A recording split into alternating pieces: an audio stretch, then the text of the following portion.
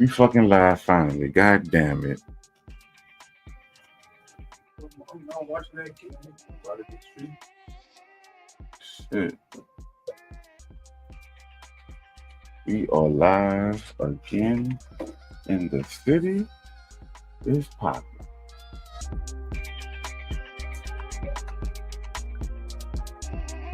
How y'all doing, fellas? Everybody doing today?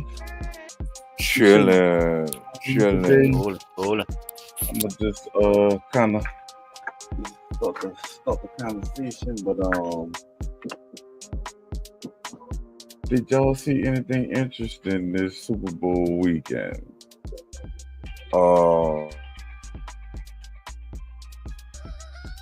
Other than the fact they did a lot of special cleanup work for the Canal Street TBD area to, have this Super Bowl looking presentable for the country. Nah. Other than my wife sent me something, man. Like they had a fight at some apartment complex over in Algiers, and police got called, but they only sent out one unit to help de-escalate the situation, and that one unit was not of no help at all. But other than that, no, man, I ain't seen too much of nothing happen. Yeah, I've been seeing a lot of stuff that don't normally go on. Yeah. Too many, yeah, but it's crazy, man, that at least they got it together, I guess, for the Super Bowl, right?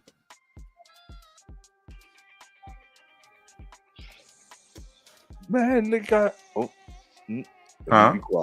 Let me be quiet. I'm looking at they got Cam Jordan as one of the special guest speakers for the Super Bowl. Yeah, because they're doing a dedication for the Hall of people that Fame. they're doing a special dedication right now for the people that was affected with the Bourbon Street incident for New Year's. Oh, okay. They did a tribute out there on Bourbon with the one of the high priestess, Lady Gaga. Oh, shit. Yeah.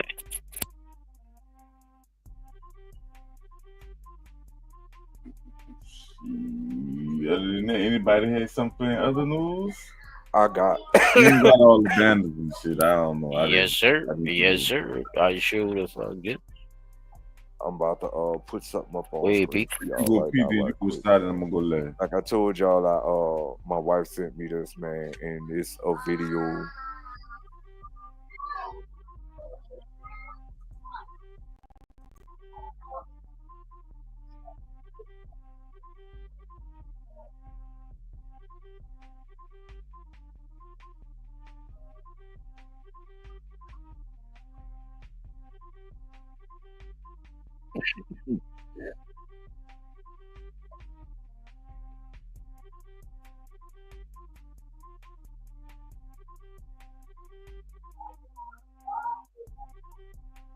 Now they only got one police officer out there, yo. They only got one police officer out there now.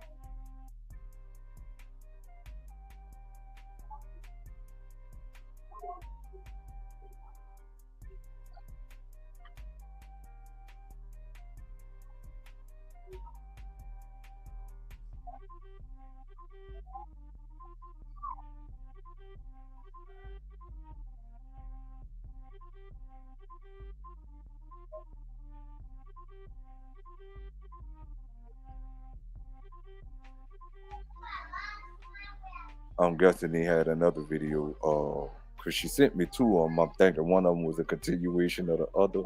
No, they were the same thing. But I'm just baffled as to how a police unit gets called. Only one officer shows up, and it says there was a shooting, then a fight, which baffles me because if it was a shooting, there should have been more police officers out there than one squad unit, right?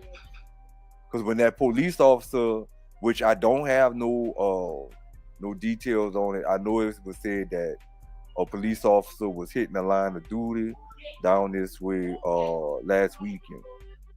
Like, where were all the other police at? Like, there should not have been a moment that this one officer was sent out to try to contain a situation where a shooting allegedly happened and then the fight breaks out.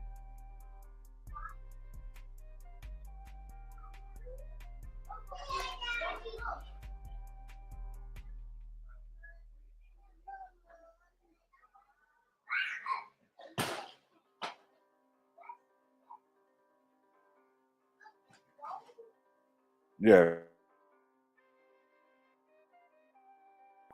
So if y'all had anything y'all wanted to say about that, that was the only thing I had for any other news, y'all. Like I'm, trying to not be as long-winded as usual.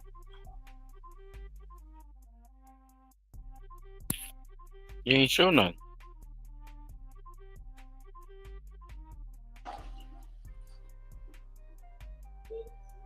I just showed the video with the fight. Oh, I done closed it out. Hold up, y'all.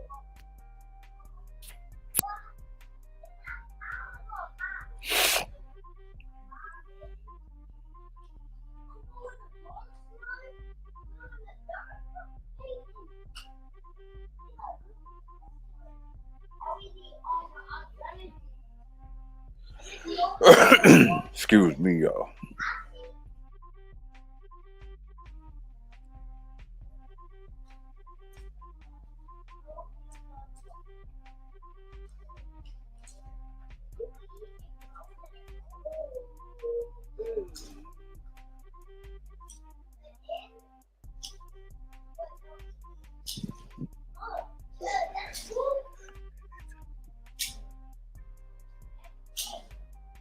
So, all right. This video is a video I just played for y'all. I don't know if it's showing. Can y'all see the video? It's not showing, brother. I just told you that. I'm not lying to you. It's not showing. You didn't play anything. Okay, well I'm playing it now. Is it up on your screen? No.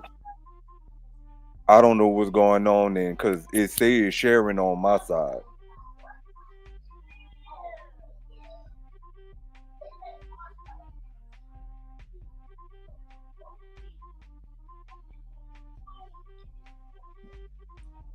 Why is it not showing? Wait a minute. Why is it? Huh? There you go. I Now got- it's up. Whatever you did, now man. it's up. Yeah, it's making me add the screenshot to this. Okay, I see how it's going now. There you go. All right, y'all. I gotta do it all over again. This is crazy.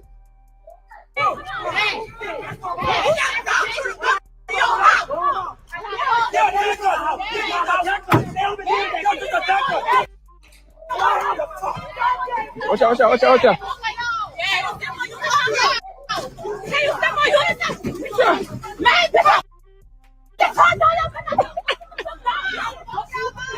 Use it for the ocean. Use it for the right.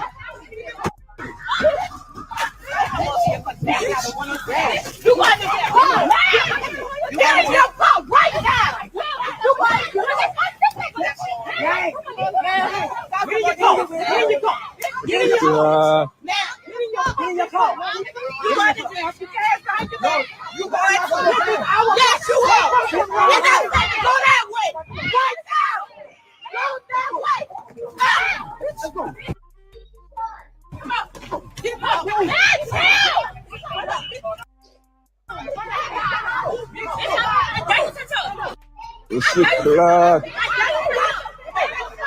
So y'all see what happened, right? Now, mind you, they saying it was a shooting, then a fight at the Mayfair Apartments in Algiers. But while there only one officer out there on the call, if that was something that was going on, you know what I'm saying? That one officer ain't had a chance in hell at shutting that shit down. And then I just got sent this one while we was getting that video together. They just got a bomb threat. Someone just called in a bomb threat at Walmart on Chopper 2. Please avoid the area. But,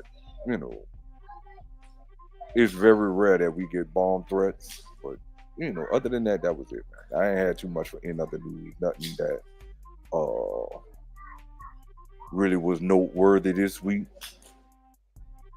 I haven't done nothing but slept my week in a week. Just it. But what y'all fellas say, man? Should there have been more police officers on that call for the shooting and then the fight, or should they have just left that one female officer to try to de-escalate a situation where it was something of that nature?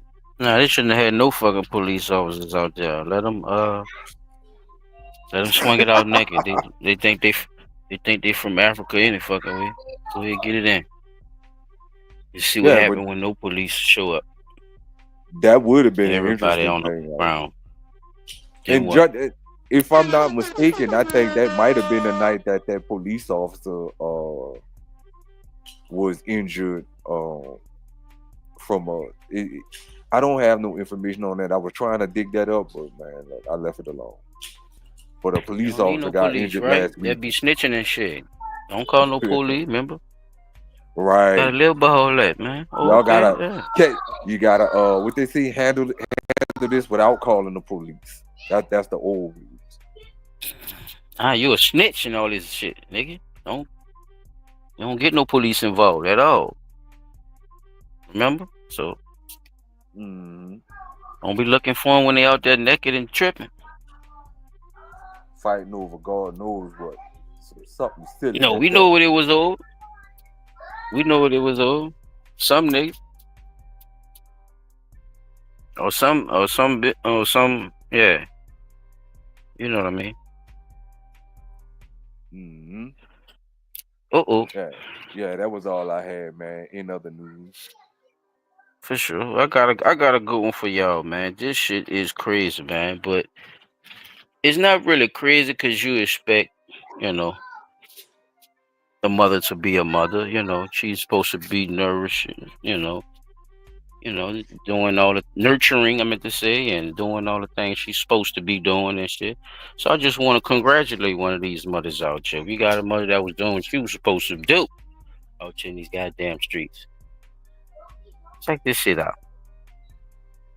Turning now to a heartbreaking story on Detroit's West Side, where a mother is charged in the murder of her 9-year-old son. Zamar King's remains were discovered in the backyard of his home on Woodingham Drive near Outer Drive in Livernois last month. We've been following this story since those remains were found, but today we learn this tragic case stretches back even further. 7 News Detroit reporter Randy Wimbley has more from police, prosecutors, and a neighbor who knew the family. Investigators believe they've gotten to the bottom of a grim discovery at this home on the city's west side. A little boy's body was found buried behind this garage. His mother is now accused of killing him. I want to talk about a case of a young boy named Zamar King III. Wayne County prosecutor Kim Worthy levying charges against 41-year-old Brandy Pierce for the murder of her 9-year-old son. The cause of death found by the medical examiner was smothering and neck compression. Authorities believe it happened in October of last year. Zamar's remains were not found until January 6th of this year, buried behind a garage at the rental home on Woodingham, where Pierce lived with Zamar and her other son, said to be 3 years old. It's alleged that she purchased a shovel. She bound him by tying his hands and feet together and dug a hole in the background of the house on Woodingham, where she had been living for a short time. Sources tell me Pierce moved into the house in early September of 2024. It's sad, though. It's really sad that that happened. One neighbor who did not want to be identified recalled an encounter with Pierce back in early November. She knew something was wrong. It was a month after authorities say Zamar was murdered. As a woman, I'm like, are you okay? She's like, yeah, and then she would stand there, and then she would walk back. She'd stand there and walk back. So maybe something was wrong with her, I don't know, or maybe she was dealing with the issue of what she did. Sources tell me the landlord went to the home to do some maintenance 2 days before Thanksgiving and found the home vacant. Pierce fled the state to Georgia with her 3-year-old son, where Worthy says he is now in foster care. Public records show Pierce was arrested in Brookhaven, Georgia, for cruelty to children in the first degree on December 20th. Pierce was arrested again in Cobb County, Georgia, on January 10th. For possession of a controlled substance and theft. Meanwhile, here in Wayne County, we are charging Brandy Catrice Pierce today with one count of murder in the first degree premeditation. Count 2 is homicide felony murder. The Detroit Police Department works relentlessly on behalf of victims, and we are confident that there will be accountability for this. Now, Pierce is in custody in Georgia. Investigators are working to get her extradited back here to Wayne County, where she will face those murder charges. I'm Randy Wembley, 7 News Detroit. God damn.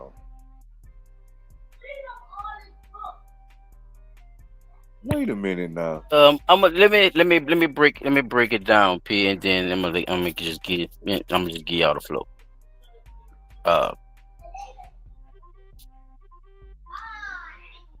One, she was already blamed for The death. for the what they call it, strangling. Did Yeah. you see abrasive to the neck or something and smothering? She had So- a pillow too, but so you Right, choked the because I was shit trying out of to. That's what I was trying to her. figure Bought the out. shovel. Yeah, bought the shovel. She bought the shovel, P. You know how they found the baby? What they didn't mention, but I read into other articles as well about in detail with the story. The people actually saw the foot. That's how they found him. So she didn't even dig deep enough to fully bury him. She fucked up. what? She did that fucked up. She Then did that tried to fucked leave, up. broke camp. She had a 3-year-old as well, fellas. Fuck Right. clean She wood. broke camp with the 3-year-old. Landlord came to the house. Yeah. So she didn't Now, do it to her not other only child? that, she did it had to- priors as well. She just did it to her No. child. I mean, the other 7-year-old. child, not that child. She had a 7-year-old and a 3-year-old. It happened to the 7-year-old, and after it happened, she jumped ship and tried to run to Georgia with the 3-year-old. Now But she I didn't already wonder- had I wonder if priors it's like a daddy for thing. these same things. It's her baby, her choice, huh? I thought it was body choice. What that My nigga got body, to my do with choice. it? I don't know. Leave, That ain't my. I don't know, chap. But it's usually, you know what I'm saying. I can do it all on my own and all that type of shit. I don't know. but what I'm No, trying I'm to get, Maybe he like- won't be there. Like, Maybe he Yeah. was gonna kill her. yeah, maybe like, she you was know gonna what I'm kill saying? him. Like you know, I was don't, it? I don't know. You know, that's all I'm saying. I'm not giving But- her no leeway. Yeah. I'm just, you know. No, I ain't said you was.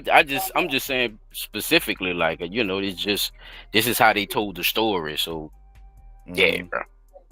Yeah, that's the 'cause thing the- I thought about, because it's the- like if she was just negligent to children, period, she'd have just done it to both of them. See what I'm saying? Like, But she just had- that's what I'm trying to tell you about the priors, chap. She's actually already in the computer for this type of activity. but they made it. They but made not it for the seem as though 3-year-old. all that happened after she moved in Georgia, though. You see what I'm saying?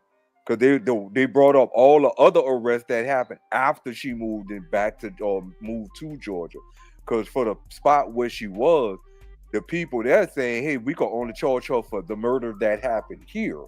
Now, as far as all that other stuff that happened in Georgia, Georgia take priority over all that because of the simple fact that happened while she was living out there. But being that this crime happened before she moved to Georgia, she got to face charges here first, which is the strangulation, and I'm still stuck on how Murder. murder period, right? Murder period. But how do you She strangle killed her somebody? son. But you got one thing mixed by- up though, P. She actually ran to Georgia from what she was already into. The Running charges away. was already prior before she ran to Georgia. Not that's why they trying to extradite her from out of Georgia, because she ran to Georgia. So she You was ain't right do on that. everything else. You straight. That's what she ran to. Okay. Yeah, she broke camp with a 3-year-old. So they tried to, you see what I'm saying? They tried to catch it here because she did it in, I think it was Florida, I think. She did it there. And yeah, I was trying to see. she has pending charges and everything too before she even did that. So she was already up and running, y'all. That's what I'm saying. Like she's She the was lady on of the move night. already. Yeah, she was doing all selling dope, doing hair and taking care of babies in the same house type shit. Like she Yeah, was on that that that baby D that type just of goes time. to that just goes to show when people go to But doing shit baby like D didn't that, kill like no baby though. This bitch So wait, buried the baby, what's the like prior buried a charges 7-year-old. was? That's crazy work. A 7-year-old is cruelty big. cruelty to a child in the first I'm degree. gonna play it one more time, y'all. Let's go. Here we go. One more time. All right. Turning now to a heartbreaking story on Detroit's West Side, where a mother is charged in the murder of her 9-year-old son. Zamar King's remains were discovered in the backyard of his home on Woodingham Drive near Outer Drive in Livernois last month. We've been following this story since those remains were found, but today we learn this tragic case stretches back even further. 7 News Detroit reporter Randy Wimbley has more from police, prosecutors, and a neighbor who knew the family. Investigators believe they've gotten to the bottom of a grim discovery at this home on the city's west side. A little boy's body was found buried behind this garage.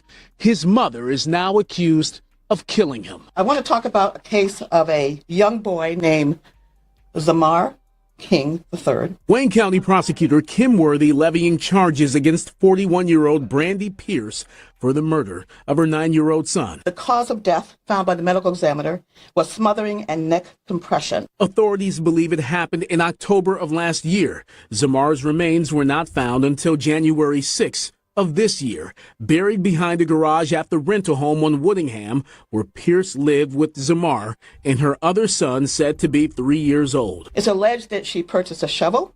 She bound him by tying his hands and feet together and dug a hole in the background of the house on Woodingham, where she had been living for a short time. Sources tell me Pierce moved into the house in early September of 2024. It's sad, though. It's really sad that that happened. One neighbor who did not want to be identified recalled an encounter with Pierce back in early November. She knew something was wrong. It was a month after authorities say Zamar was murdered. As a woman, I'm like, are you okay? She's like, yeah, and then she would stand there, and then she would walk back. She'd stand there, walk back. So maybe something was wrong with her, I don't know, or maybe she was dealing with the issue of what she did. Sources tell me the landlord went to the home to do some maintenance 2 days before Thanksgiving and found the home vacant. Pierce fled the state to Georgia with her 3-year-old son, where Worthy says he is now in foster care. Public records show Pierce was arrested in Brookhaven, Georgia, for cruelty to children in the first degree on December 20th. Pierce was arrested again in Cobb County, Georgia, on January 10th. For possession of a controlled substance and theft. Meanwhile, here in Wayne County, we are charging Brandy Catrice Pierce today with 1 count of murder in the first degree premeditation. Count 2 is homicide felony murder. The Detroit Police Department works relentlessly on behalf of victims, and we are confident that there will be accountability for this. Now, Pierce is in custody in Georgia. Investigators are working to get her extradited back here to Wayne County, where she will face those murder charges. I'm Randy Wimbley, 7 News Detroit. Randy, thank you. Such a tragic situation. If you ever suspect a child is being abused or neglected, please speak up. You can call the number on your screen to report. Call that number, y'all. Call that goddamn number. Don't be scared, bro. It's all about being vigilant and being aware. Watch your motherfucking surroundings. Because guess what? It could even be your goddamn mama. This shit is crazy. He was 9 years old, not 7. So he was even a even bigger guy. So she went straight UFC MMA on the man. And try to get rid of, try to forget everything. I'm gonna say it like that. Strangulation and neck compression. So basically, what they're saying is she choked the little man to death, but they're gonna try to break that down into 2 separate charges. So they're giving her murder in the count of first degree, or cruelty to a child in first degree, and then the murder charge. But I thought I was tripping. Them other 2 charges came after. Georgia say, nah, we need her for possession. Get her ass. How we gonna get her ass? How we gonna get her ass back where she need to be though, Pete? That's what I'm saying. She got possession in Georgia after she done dipped. Well, So she they gonna trying have to to. figure out how they gonna do that. They You think gotta they try. bullshitting? What you think, bro? Because it sounds weird. That's bigger charges, right? I just give her up, me, if she was in my They just backyard. give her up. Yeah, they gonna give her up. She gonna get extradited back to Detroit, where the initial alleged crime took place. Right? She Right, gotta and I stand said trial for Florida. that. That's right. Thank you, bro. Yeah, she Detroit. gotta go. She gotta go back to Detroit first and stand trial for the alleged crime. Because notice that even the lawyer said it's alleged that she did this. They don't have no definitive proof to tie her to it, right? Even though she may have done it. Not Yeah, that saying she shovel did. though. Yo, that shovel, Pete. She did Yeah, I buy a mean, shovel. hey, She but don't that look don't mean like she she do actually no work. committed the If that house, murder, though. nigga, if that Right? house is towed up and she bought a shovel, But you look, we could say she bought that reasonable shovel, doubt. but we right, yeah, it is reasonable that she bought the shovel for that particular purpose, but that's not saying that she actually committed the offense. You see what I'm saying? And like I see Chop what said, you're I'm not saying, giving P. her no leeway because they saying it's alleged that she did this, No, I but get you what he's don't saying have too. He's nothing to saying it tie the could be lady to the shit debatable, but what I'm trying to tell him is it's gonna be hard as fuck to try to debate that with the when you shovel. already Is have that. When you already have all that against you, the shovel, right. Yeah, that's the the one damning charges, piece. that you have on children already, and then the possession. They're gonna go into your background, man. What kind of Well, person you is? I'm just what they saying, saying it's gonna about be hard. those charges that happened in Detroit definitely don't have nothing to do with the charges that happened in uh Georgia, because she went to two different counties in Georgia and got two different charges. So what's first is she got to go all the way back to Detroit and stand trial out there first. Yeah, she If got to she's do found the. guilty out there, She, then they gonna well, whatever her sentence is in if they Detroit. catch her in Georgia, they gonna do whatever they gotta do. Wherever she get caught at first, that's what she gonna do. Whatever she gotta do there first, because Georgia not gonna let her go till she gets situated with whatever shit she need to be charged with from Georgia. They not gonna just let her go. Yeah, she got a Just possession to charge send her in back Georgia. because it's the murder charge, dude. She gonna have to see what's up with that possession shit, and then they gonna ship her. Or if she get caught in first, it's gonna be the same way. Just she gonna deal with the murder case first, and then deal with Right. That's what I'm saying. The murder so, case take precedence over all them other smaller no, it charges. don't. No, it don't. Yeah, it do, man. Jurisdiction It's does, nigga. jurisdictions from Yeah, state to state. That's what I'm Okay, jurisdiction trying to but tell you. does. They gotta release her. That's what they talking about. all But right, but they gotta release her back to where her initial charges come from. If her After they initial no, we didn't say finish, that she didn't. I know we nigga, didn't say after they they didn't. finish in Georgia, they gonna send her that. They gonna send her We back, listening nigga. to you, P. We listening You to you, gotta dog. We listen. hear You you. not. Yeah, it's not you. That's like me saying, all right, we in New Orleans, but you got charges in Texas. I'm gonna bring you all the way back to Texas and not let you see what's up with the charges in New Orleans first, and we already here.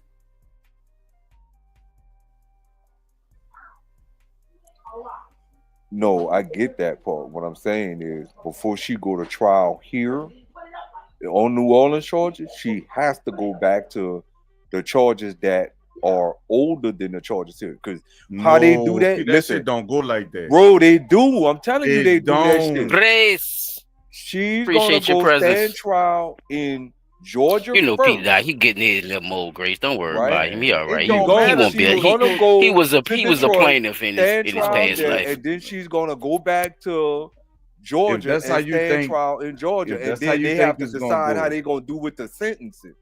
Jesus Like she Christ. gotta serve her How time in many people Detroit. you Then went to jail, P. you Dot? see what I'm saying? Huh? How many people you know went to jail? Me, nigga. That's how I'm telling you. I got arrested in Chalmette. I had a charge in Orleans. Both for the same charge. Possession of a vehicle. Or illegal possession of a vehicle. I had to That get nigga said extradited possession back. of a vehicle. Illegal possession of a vehicle. I had to I'm get about to say it had extradited to be back to for it New to be a Orleans charge. first. I had to go to New Orleans, stand trial in New Orleans, and if found P, guilty in New we Orleans, I saying was the gonna be same thing, though, guilty in brother. Chalmette. You see what I'm saying? Yeah, that's what we was saying. Yeah, that's what we No, was I saying. We don't see saying the what you're same thing. saying. No, I don't.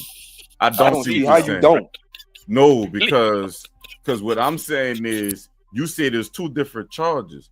St. Bernard and New Orleans ain't got shit to do with each other. So if you dealt with a theft charge, now if it's the same case, that's different. You can't do double jeopardy. Basically, what you saying, like, son, just know that where you get caught at, that's where you gonna do whatever you gotta do it. Because I done been to jail before too, and I know people that been to jail before too, and then had crimes in other they gotta states. okay it too, child. They They gotta gotta okay it to say, That's what yeah, I'm you could take saying. this prisoner to do that to Peter. That's if you not saying that. If you saying that, Peter, that's exactly what we saying too. Like you have to, He not they have to saying that. okay that once the charges. You He see what I'm not saying? saying Get that. done, and most Georgia don't times have them in that their wherever you custody. get caught at, that's where That's the who charge is got you gonna in happen. custody. You see what I'm saying? And they Exactly. gonna They have gonna deal clearance, with that shit whether they tell first. you or not. Yeah, whether They they gonna tell you deal or with not, that they shit gonna first. tell you, I nigga, know, you know about how to go, many you about to niggas I ship your ass. know. Son, you know how many niggas I know did all their time, talking about 11, 12 years in Orleans Parish. But they got a different charge in Chalmette or in Gretna or some shit like that. Now you done did all your time in Orleans and you think you about to go home. And them people be like, oh no, remember you had the charge over here? And they shipping your ass to another again, jail. so that goes back to what I'm saying. Who charges skipping the part. were the older charges? It don't matter. Where you got It caught does at, you're matter, gonna deal man. with that first. It don't If matter. I got charges on me right now in Orleans, right now, but I got prior charges in Chalmette and they catch me, they have to extradite me to Chalmette first for me to stand trial for my charges over there, dude. Then I gotta come back to Orleans and stand trial for my charges here. I know. I That's don't how think it that go They like goes, gotta, that. man. but look, listen, but I don't what? think it Okay, go but like listen that. to me. What I'm saying is, if they do that, P, that's because Orleans okayed it for you to get those charges cleared with that. That's what we saying too. Because once You whatever try to make charge it you seem get, like the wherever prior you get charges just sold trump at, everything. that's what it is. But they have to okay Like, it, P. fuck That's no. paperwork that happens behind the scene. That's what we trying to tell you too. It's like they have to okay that. They're not just because you already got caught in another place. So look, let me answer this question, right? If you get caught in Louisiana, That is old or not. but if you get caught in Louisiana and you do like you say it's a murder charge, right? But you got caught in Louisiana. You kill somebody in Louisiana, you got caught in Louisiana.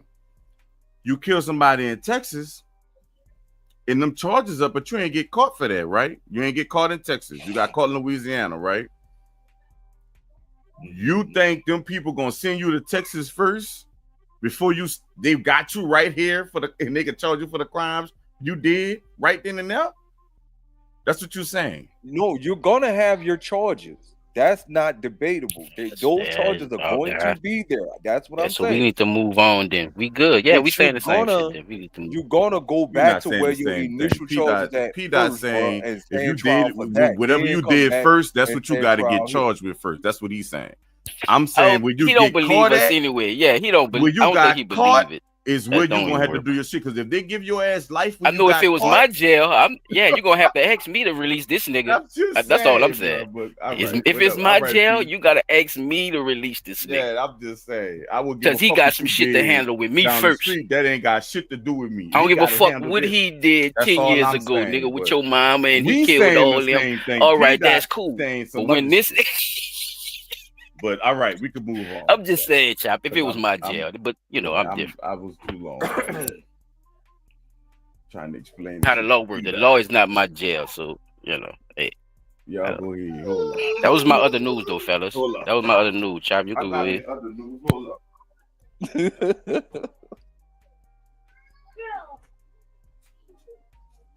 They say we need to be on court TV with this shit. We Trying to tell you, man. We all make good arguments, though. So I see why she said it. The great debaters in this motherfucker. I still say that I've seen it happen though. Like they get caught down here in Orleans, and the people from the other place be like, "Hey, well, he got prior charges over here," and they be like, "Well, look, we'll remand this case over until we find out what's going on with those charges, and then once those charges that's what go we through, talk. then you Yeah. gotta come back here. Now, It has to be an agreement, Pete. Think about it. It has to be yeah, an that's what I'm agreement, saying though. right? Between both Look, I parties. get that part, but I'm It saying has to be. that's how You they can't. be No, doing but it. look, what we saying is you can't bring you just. back to the car. You can't just. You can't just say okay. I know, Well, yeah, dude. police. I got charges in Texas. Y'all got to take me to Texas. They gonna look at you crazy. If Of you were course they saying gonna it look at in you that crazy. way, you see what I'm Yeah, saying? But no, if you were saying it in that way, then that's what we telling you. Nah, you gotta go your ass to the precinct, get shit down here first round. You gotta go through the process. Nigga ain't about to hear none of that shit, especially if you done did some shit down here that's certified just for as your ass heinous to as be a ever. murderer or something. I'm not Hell about to no, let man. you. I'm not They letting gotta you talk. go. We gotta And talk you, first. and you did me something. What We you gotta talking talk about? first. I This need my nigga lick done back killed. first. What is we talking about? I sit in this nigga Nigga done nowhere. killed 5 white women and 3 babies. We gotta talk. We talking. What is we doing? This nigga P trying to send a nigga back. That is No, I hilarious. can wait. No, I can't wait. Fuck that. Can you imagine yourself cutting up in the back knowing you had that type of rule? Nah, fuck that. I got an old weed charge in Texas. Y'all gotta take me back. Y'all gotta send me all the way back to Texas. Nigga, you killed 7 people. What are you talking about? You getting a murder charge. You're not getting out here. You're not getting out at all. No, because in 2007, I had a weed charge. Y'all gotta take me back there so I can deal with that shit. Oh yeah. Y'all gotta take me back. Nah, man. Y'all fucking with my human rights. Y'all tripping. And y'all treat me like an animal. Y'all playing pussy and about to get fucked. That's what's up. That bad piece. Fuck that. You're doing way too much. Bring me back. Bring me back. Y'all and I had a spy brake tag. Nigga coming with a spy brake tag. Well, let me let this run. In Virginia, y'all gotta take me back, man. Fuck that little dumbass murder charge, man. Take me back. Go hold on. Oh, well. This is the 18th high school shooting in America this year, and we have 10 and a half months to go. We've had 200 since 2013. We average about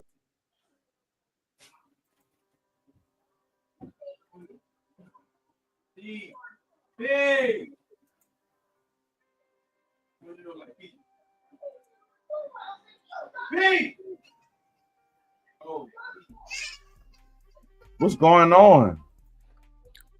You trying to do the screen share? Yeah, that's I know what I know why. Say Johnny Cochran spinning. I'm trying to, man.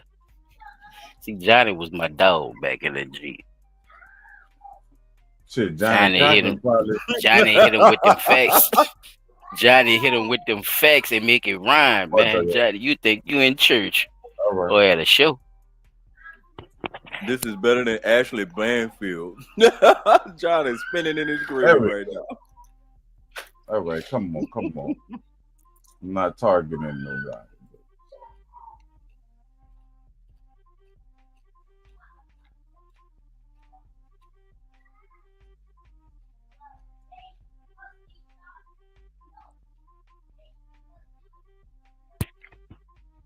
But yeah, Chris, I've been keeping up with that YSL and that and Melly trial too. The YSL thing over with, but the Melly thing still going on. That shit crazy. If there was a Muslim or a Mexican during the shooting, how many new laws? Yeah, ASAP and his people, they he on trial right now too. They trying to give him say about school 10 years. Here is his extra point. Another high school shooting yesterday, this one in Florida, 17 dead, the last report I saw.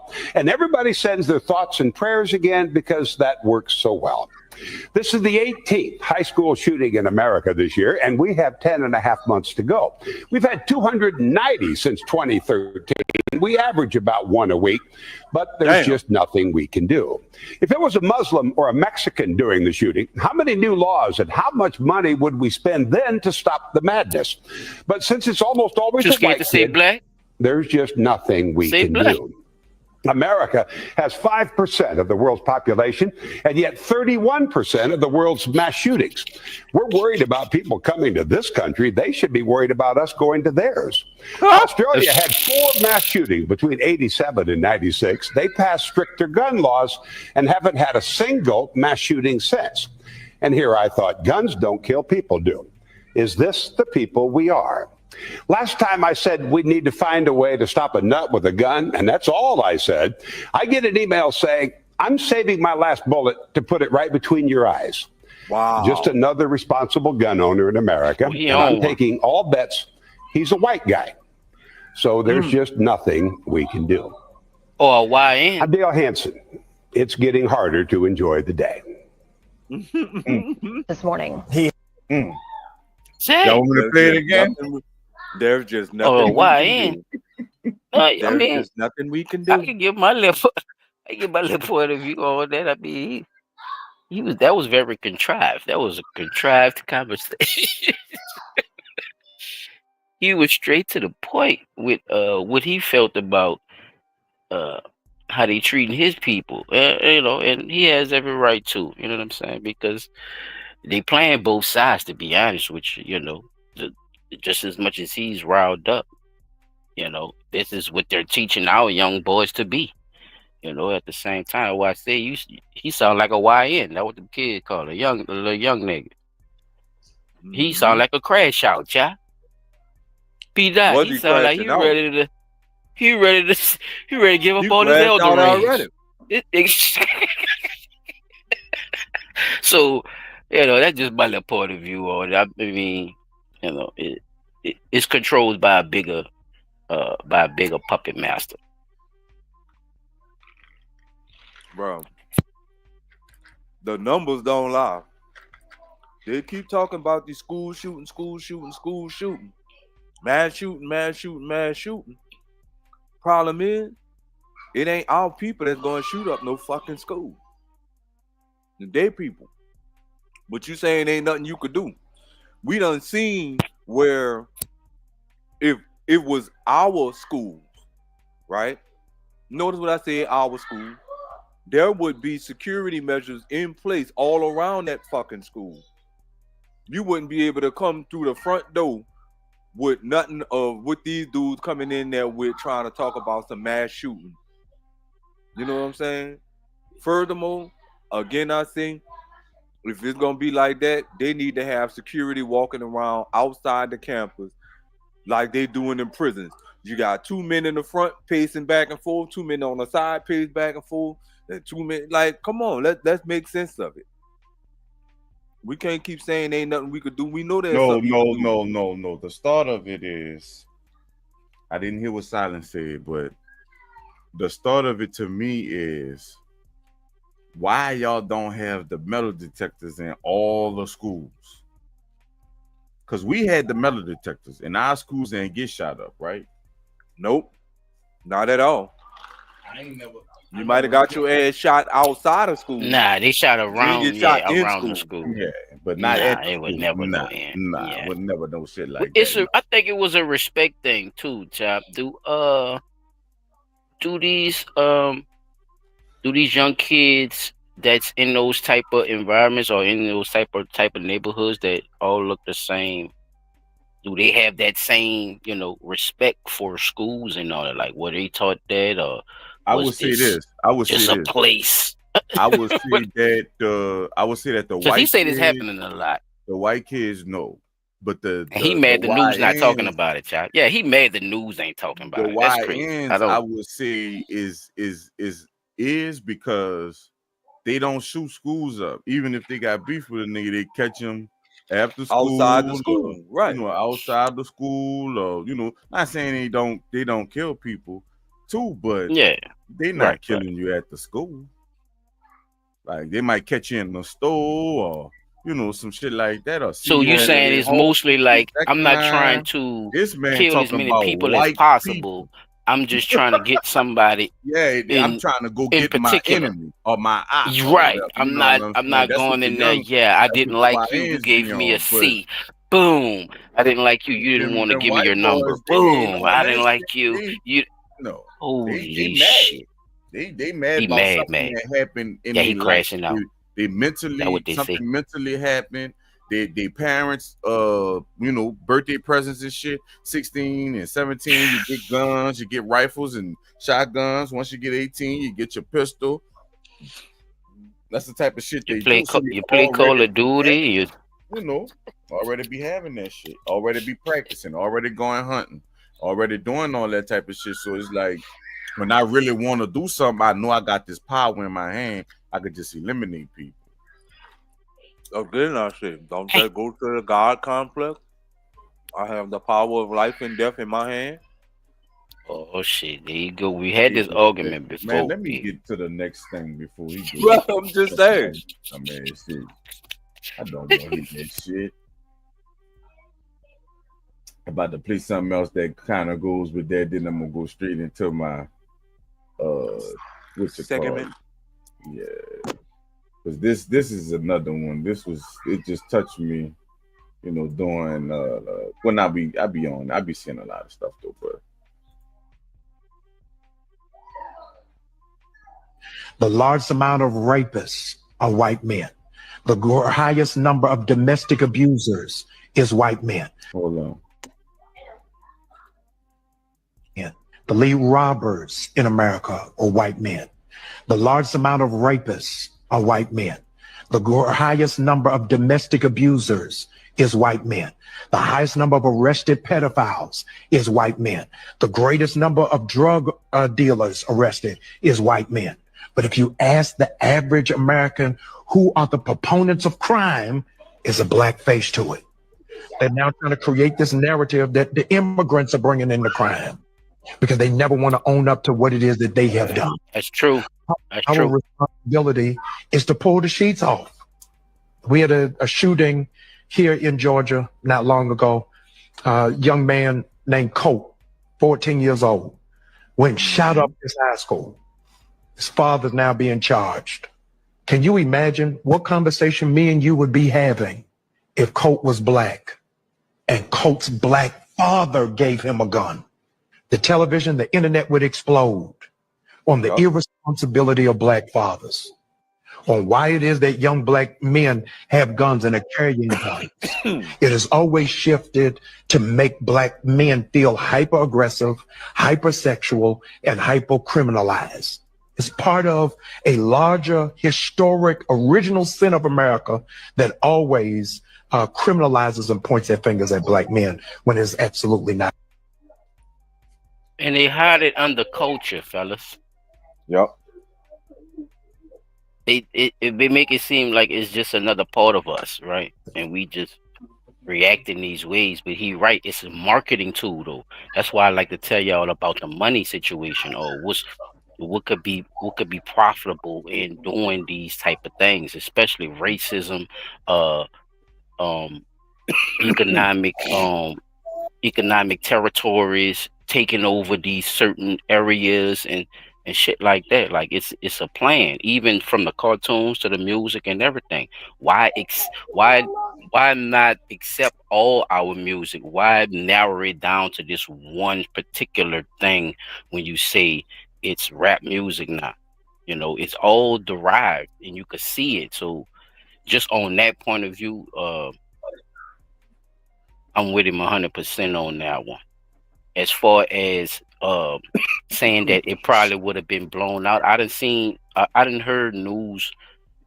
I didn't heard news where a black father have been involved with, his son in the killing of somebody and all that. Remember, we did a story a while back, y'all, with the party.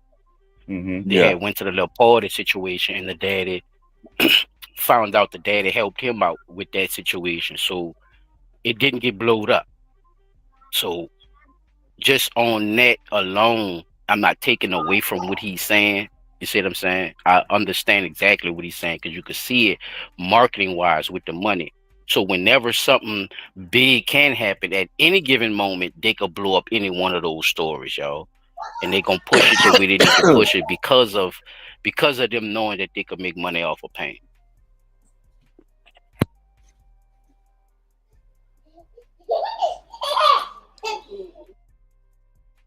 But you had something, P-Dot? Nah, Silent said it beautifully. That was it. Yeah, I'm sick of just having to feel like, you know, you doing the wrong thing. Like I said, I asked my daughter the other day, you know, if I try to talk to somebody in a reckless way or something behind doing something to her, like, is that okay with her? Like, no, like, am I a criminal for that? Like, do she feel like that's me being criminal, or do she feel like that's me being a protector? And like she said, I just coined a word for that, Chop. Black dad's remorse. yeah, you gotta be. Ooh, wow. Damn, I just thought of that when he said that, because he feeling bad for trying to be a good father protector, based off of what man. But we get the extra, you know, we get the extra baggage with what you shouldn't be doing versus how how it should be done. Right. Yeah. That's fucked I up see what you're saying, though, Chap. I just thought of that. Black father's remorse. Yeah, but it be, you know, you go through it because you want to stand strong on things and you want to be, you know, aggressive in those situations. But when you are, it's like, oh, this nigga trip. Right. Yeah, okay, he what he you turned into is stepfather in you this want motherfucker. Y'all ever be seen that shit? the protector, but you don't want right. people to look at you as though you tripping for being who you need to be at that time. That makes sense. I'm only talking about being aggressive to the point where you might have to thrash somebody for doing. But that's what I'm saying. No, that's exactly what I'm saying. You want to be that, but you don't want people to look at you as though you tripping for doing what you have to do at that time. Like you say, you may have to thrash the fuck out somebody, but I don't want people looking at me like, oh, he always like that. No, I did that because that person needed that at that time, so I thrashed his ass to stop him and protect my little one. You see what I'm saying? Or to protect whomever needed protection at that time. You see what I'm saying? Sure. Not that I'm just going around bouncing baseball bats off a nigga's skull at will. You know what I'm saying? No, that nigga needed me to crack him one time because he was out here doing some fucked up shit. Damn. Black fathers removed. Bro, these Super Bowl commercials are getting out of hand. They got Seal playing a seal on a Mountain Dew commercial. Well, you know, we got two things we're gonna talk about. I'm gonna start with the shit. I'm gonna start with the tariff thing first. Tariffs is goddamn tariffs. Is it tariffs or tariffs? That's how them rednecks talking about this conversation. Exactly. Right? That's all talk about. That's all talk about rednecks for 5 minutes. Goddamn Paul, P dot. You got. Oh, we're talking about tariffs. Goddamn tariffs. Starting tariffs. It's the goddamn tariffs outside. Shit. So, you know, let's talk about what tariffs are first before. Let me see if I can. You know when you do what tariffs are, you gotta do history. All right, let's just see what this man got to say right here. Let's just go with him. We ain't got no banners and all that because we doing stuff, but it's gonna come. Let's just start with this guy. See what he has to say. All right.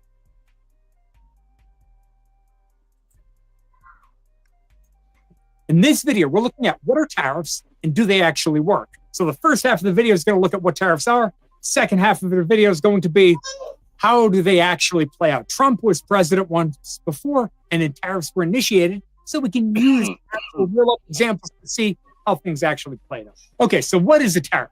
Well, a tariff, if you have two countries, you have country A and country B. Let's say country A is going to initiate a 20% tariff on all goods coming in from country B. Well, essentially what this is an importer tax. So if you got a company, let's say a company like Ford, Ford's a US company, and Ford has to now pay a 20% importer tax, which is exactly what a tariff is. It's a tax on importers. So Ford, being the importer, has to pay 20% on whatever their product is. Maybe it's a wheel, maybe it's some part of their car in general. Well, when that product gets shipped to the US and Ford buys it, Ford, let's imagine that product costs $10 per piece. Well, Ford's going to have to pay an additional 20%. So in this case, $2. $2 will go to the government, $10 will go to whatever company over in country B that manufactured that product. So they paid the $10 there, the other $2 goes to the US government. So where does this leave us? Well, in the case of Ford, this would leave us with about 20% higher costs. Clearly, this is a bad sign.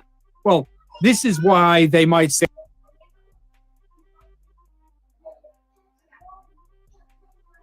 everybody following. I don't want any questions or, Nah, you good. You good. Is he explaining it? He breaking it. That's a good explanation. But the math is mathing at this point. Okay, all right. Can I request something though, y'all? Can I request something, y'all? Can we all speak on our tariff stuff after you? Like, let's all take our turn, and then you start back over with your academic stuff. Then we all do our academic stuff.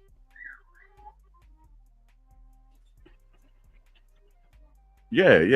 I didn't think we was going back and forth. So we don't have to go, like, you see what I'm saying, dude? Like, yeah, no, like I'm saying what you saying. I don't think it makes sense to go from you see what I'm saying? I do my tariff stuff, then do my right, and then we gonna jump back to the tariff. That's why I brought it up, bro. So P Dot, you go after him when he finish his tariff, and I'm gonna go and then try to restart it with your ag shit. Yeah, that's all right. Man, thanks. Appreciate it, brother. You know what I mean? You might hear people say that there's going to be higher inflation because of tariffs. This is why. If Ford has to pay 20% more for different car parts, well, they're likely to pass on that cost over to the consumer. The idea of it, though, the concept behind why you might initiate a tariff is to try to get the company. You might want Ford, don't buy those products over in country B. We want you to buy those American products. The real issue here is when there's a tariff on a country in general, and we saw this with Trump's first presidency. Most of the tariffs were started in 2018, and we saw this actually happen. And that is, well, country C decides to turn around and step in. So country C steps in, and now country B says, all right, well, we'll ship the product to country C, and then from country C, we'll ship on over to country A. We never pay the tariffs. But unfortunately, what happens there is there's added shipping costs. So the cost to the US consumer ends up going up anyways, and we don't get the benefits of actually using less imports. That's the real issue with doing a tariff on an individual country. Okay, now another possible reaction here is that country B initiates their own tariffs, and they say, you know what, we're going to have our own tax on your exporters, our importers. So if anybody buys any American products, well, we're going to tax those, maybe at the same rate, maybe at a different rate. Well, essentially, if Ford were selling their cars in China or in another country that would have tariffs, to illustrate that, let's jump over to the Investors Grow website where we can see the actual revenue breakdown for Ford's fiscal year 2023 revenue. And we can see that there's talk right now of tariffs on Canada and Mexico. Main import of Ford's revenue is generated in Canada and Mexico. If Canada and Mexico were to say, well, we are going to impose our own tariffs on the products that America makes and ships over, well, now Ford's revenue, not only is Ford's revenue potentially under fire, so this 10% of the revenue is going to be pressure on that, because just like that, if it was a 20% tariff, their cars could, in theory, be 20% more expensive to, let's say, Canadians. Well, so now there's pressure there, but also they paid additional money for their individual products when they were building their cars, so products that they imported. So now their cars cost more and revenue, there's pressure on revenue. Now, Ford might be a bad example because, they're not exactly the most profitable company out there. But what about a company like Apple? Right. Again, on the Investors Grow website, we have Apple's revenue, fiscal year 2024. They've already completed fiscal year 2024. And we can see that the green section of the chart here, this is their revenue from China. They generated nearly 20% of their revenue from China. Now, a lot of their products are in fact manufactured. A lot of Apple products are in fact manufactured outside of the United States. A lot of it in China. So now their products are going to be more expensive to make with the tariffs.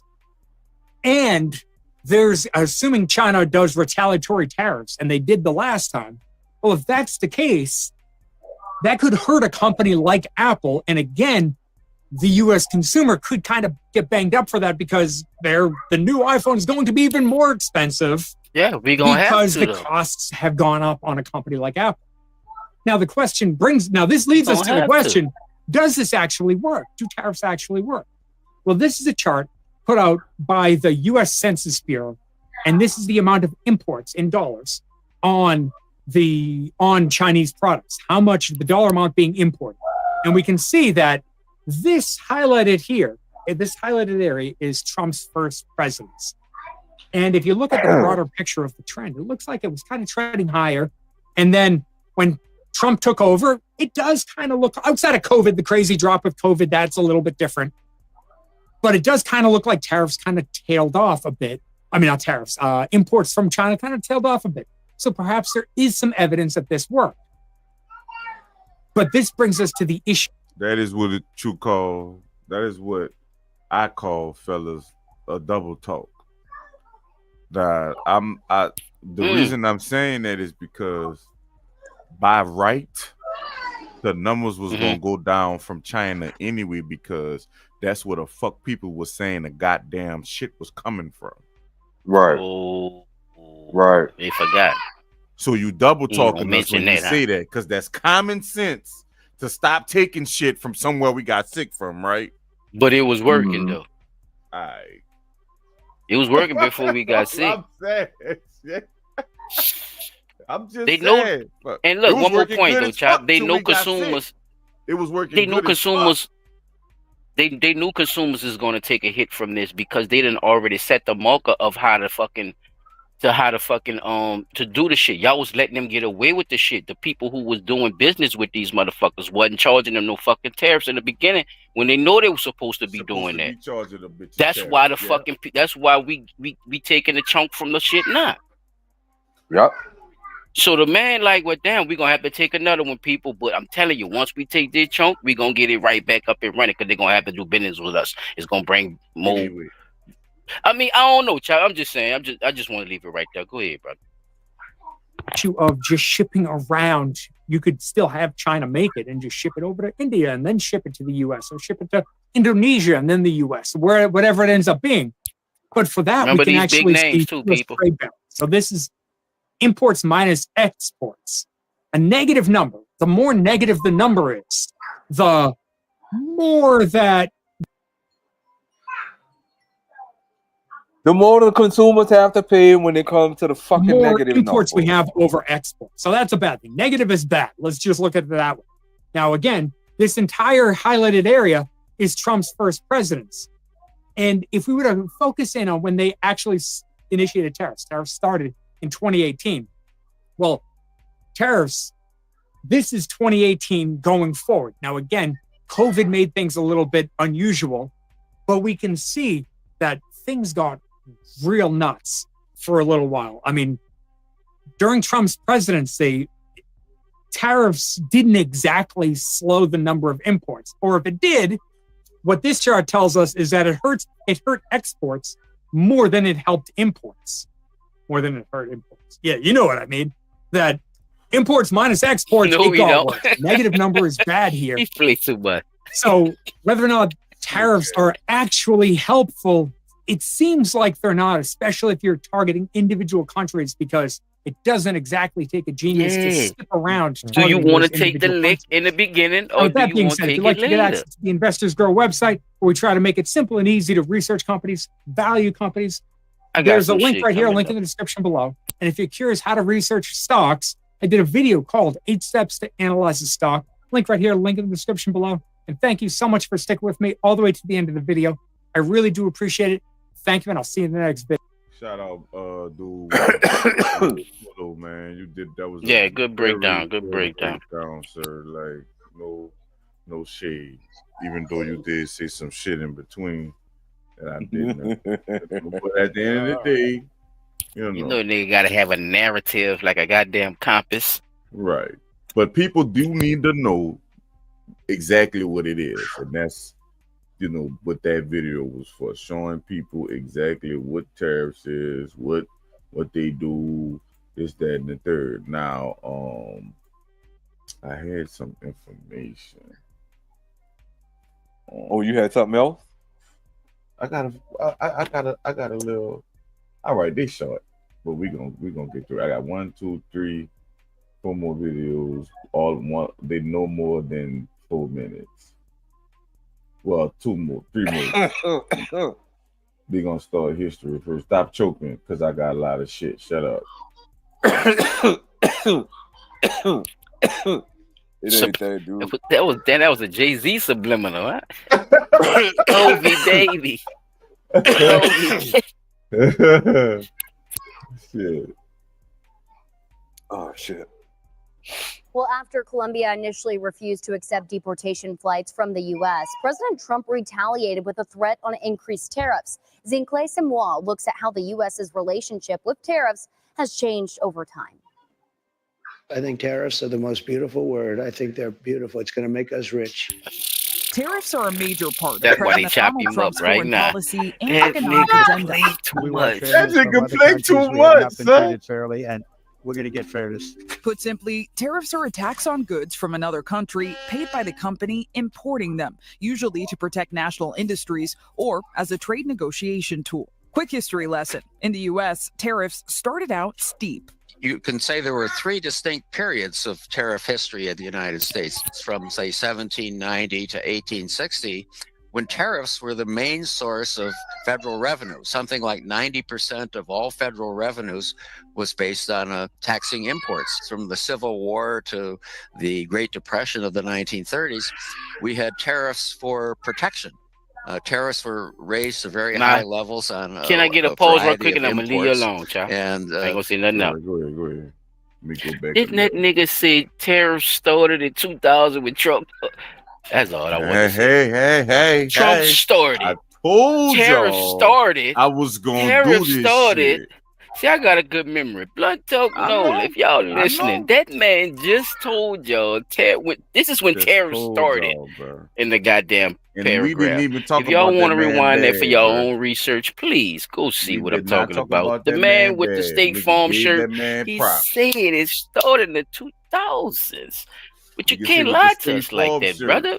We used to have something called the barter system. Go ahead, child, bro. Because this shit, it is saying, come on, man. Yeah. Come on, man. We've been trading goods, man. You got to get what it's worth, brother. Got their money from tariffs. All right.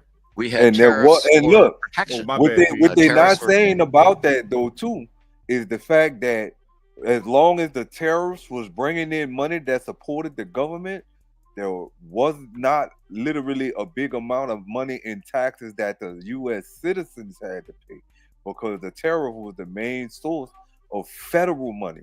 We're being taxed the way we're being taxed because because they ain't shit. The tariffs. I'm just going because they ain't shit. And why they ain't using them? Why y'all? He probably about to get into it. I don't want to get in this man. So I said I don't want to get too far into this man shit. But we got to think about all that too. Why we got to pay it now? For what? What we paying it?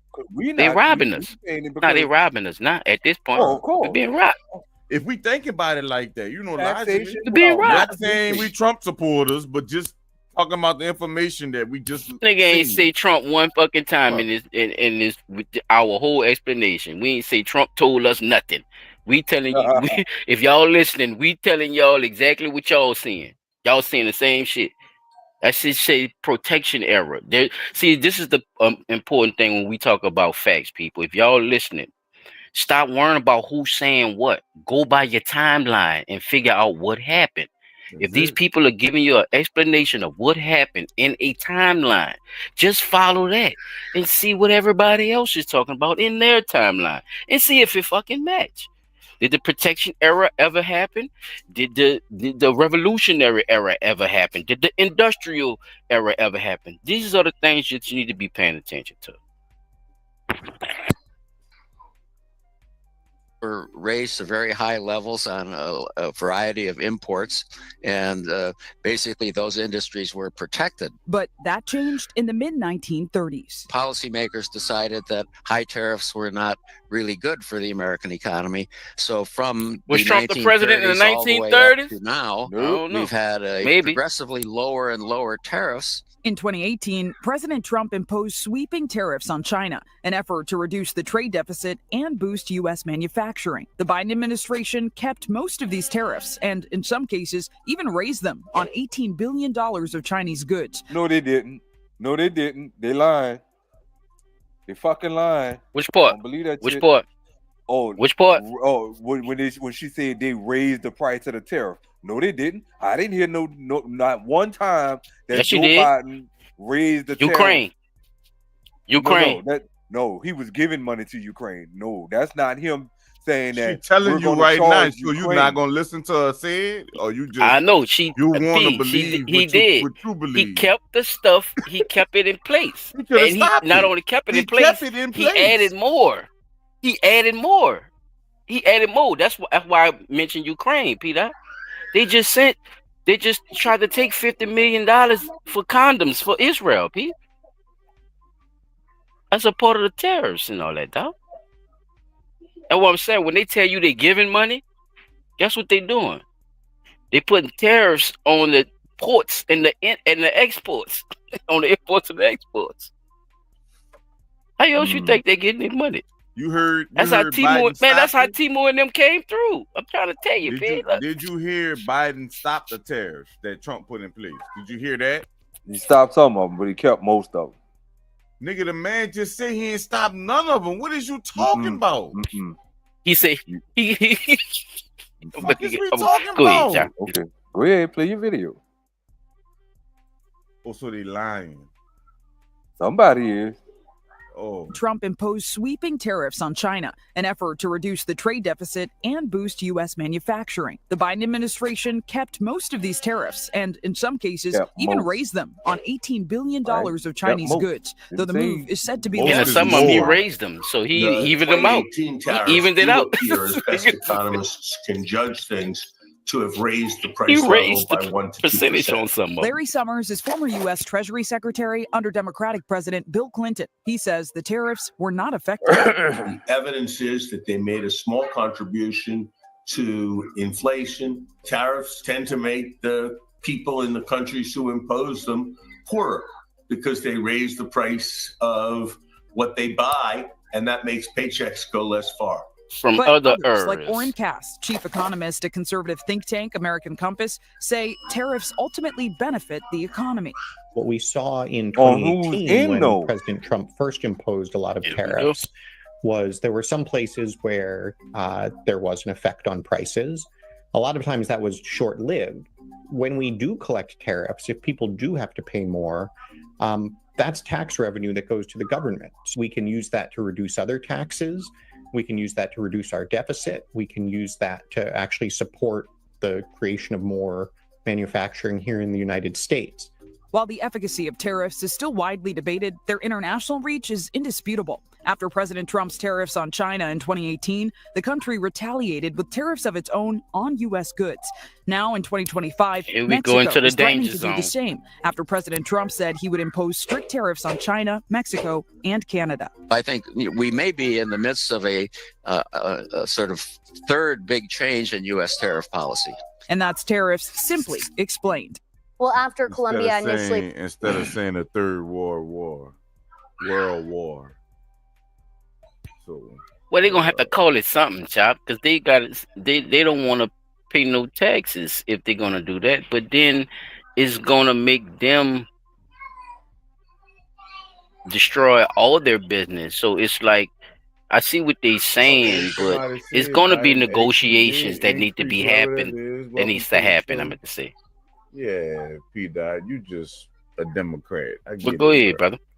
He is a Democrat. No, we won't get into that because I got some stuff that are probably, Messing with P. Dot. go. It's going with churn, bro. Cause yeah, Peter, why you so wound up, brother? What's going on? I'm not wound up. That nigga about to I bite. don't know. I'm just asking. Behind that I'm just asking. Man. Oh, talk about Joe Biden. You can't talk about sleeping Joe around me, though. Well, we didn't want the tariffs, but we're gonna keep them. We're gonna keep the tariffs. You're gonna keep Not the tariffs. I mean the tariffs. Hold my son. Whatever. God damn it. I need a milk insure. Oh, wait. Oh, that was my Joe Biden. That shit was horrible. My bad, y'all. Seconds. I'll give it my best shot. The world does a lot of trading. Countries exchange goods and services with each other all the time, and a tariff is simply a tax or an extra cost that governments can slap on products that come from other countries. But why do that, you ask? Well, the main purpose of a tariff is to encourage people to buy stuff that's made locally by making things from overseas more expensive. But tariffs can also have the opposite effect, as companies often pass the added costs onto their customers, and they can drive up production costs, leading to higher prices worldwide. So why all the tariff talk lately? Donald Trump has signed tariffs. Some as high as 25%. Just a few days ago, US President Donald Trump announced big tariffs aimed at some of America's biggest trading partners, China, Mexico, and Canada. He thinks the move will create more local factory jobs and products. Tariffs don't cause inflation, they cause success. Was big success. But it's all caused quite a stir, with the US national anthem even being booed at a basketball game in Canada. Oh, they always do that shit. The affected countries' leaders quickly hit back, with some threatening their own tariffs on the US. And after a bit of negotiation, President Trump has agreed to press pause on some of them for a month. But it's already had a very noticeable impact on global stock markets, and the world is Why watching they act closely like we got a to see nerve what to comes text next. them? I don't get it. Did you catch all that? Sorry? Oh, no, I'm I listening. wasn't listening. Australia's top cricketers were celebrated last night at a big awards ceremony in Melbourne. So what y'all think? About that? I'm trying to figure out why Canada and them. I'm trying to figure out why they have why is it an automatic well we gonna put a tariff on you. I mean that's what we've been doing for as long as them arrows chop showed y'all. So I'm trying to figure out why y'all mad because this man is bringing that up, and then y'all putting all these emphasis on him saying it as if tariffs wasn't a thing before he was fucking president. So this the part I don't like this. I don't like the double switch. I don't like that make me look this way type shit. I don't like that. And that's what I'm looking at. Like y'all keep putting this shit on as if all this is got put in place right here. No, he putting a lot of shit back in place that they signed out of order. Remember, a lot of shit was already in place with this shit. Some of our boomingest times was American made products, or if it was exported or if it was exported or imported from other countries, these people did good business with us where it had warehouse jobs. The car, let's go to the car shit. That shut down whole towns in Ohio, y'all, because that's all they did in that town. Steel mills and shit. We got to think about all that. That shit took away a lot of jobs when that shit happened. But nobody blinked the eye because Obama was in office. So this is what I'm saying. He gave all that money to the goddamn banks. Tariffs was in place then. So if we look at it from that way, we gotta take us American people gonna have to take another fucking lick because we have been putting the wrong people in fucking place to say how we gonna spend this money and how the tax people how the people who pay taxes deserve to be treated in this fucking country, bro. Our roads is ridiculous down here, though, in New Orleans. That's one of the main signs that them people ain't doing shit in your area.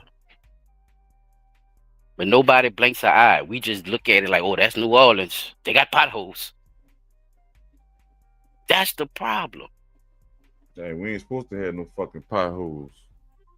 Come on, man. Not with all the fucking You could money pressure- we supposedly got when Joe Biden became president in the first term, and that man sent what $200-something million down here for road work and infrastructure, and they still got fucked up streets down here. Not to mention What Kendrick Lamar say? It's not enough. It's not enough. Not to It's mention not How much enough. y'all pocketed if they bought that down here? Yeah, It's that's what not I'm looking enough. at, too. Who Straight hand up. was in the cookie jar?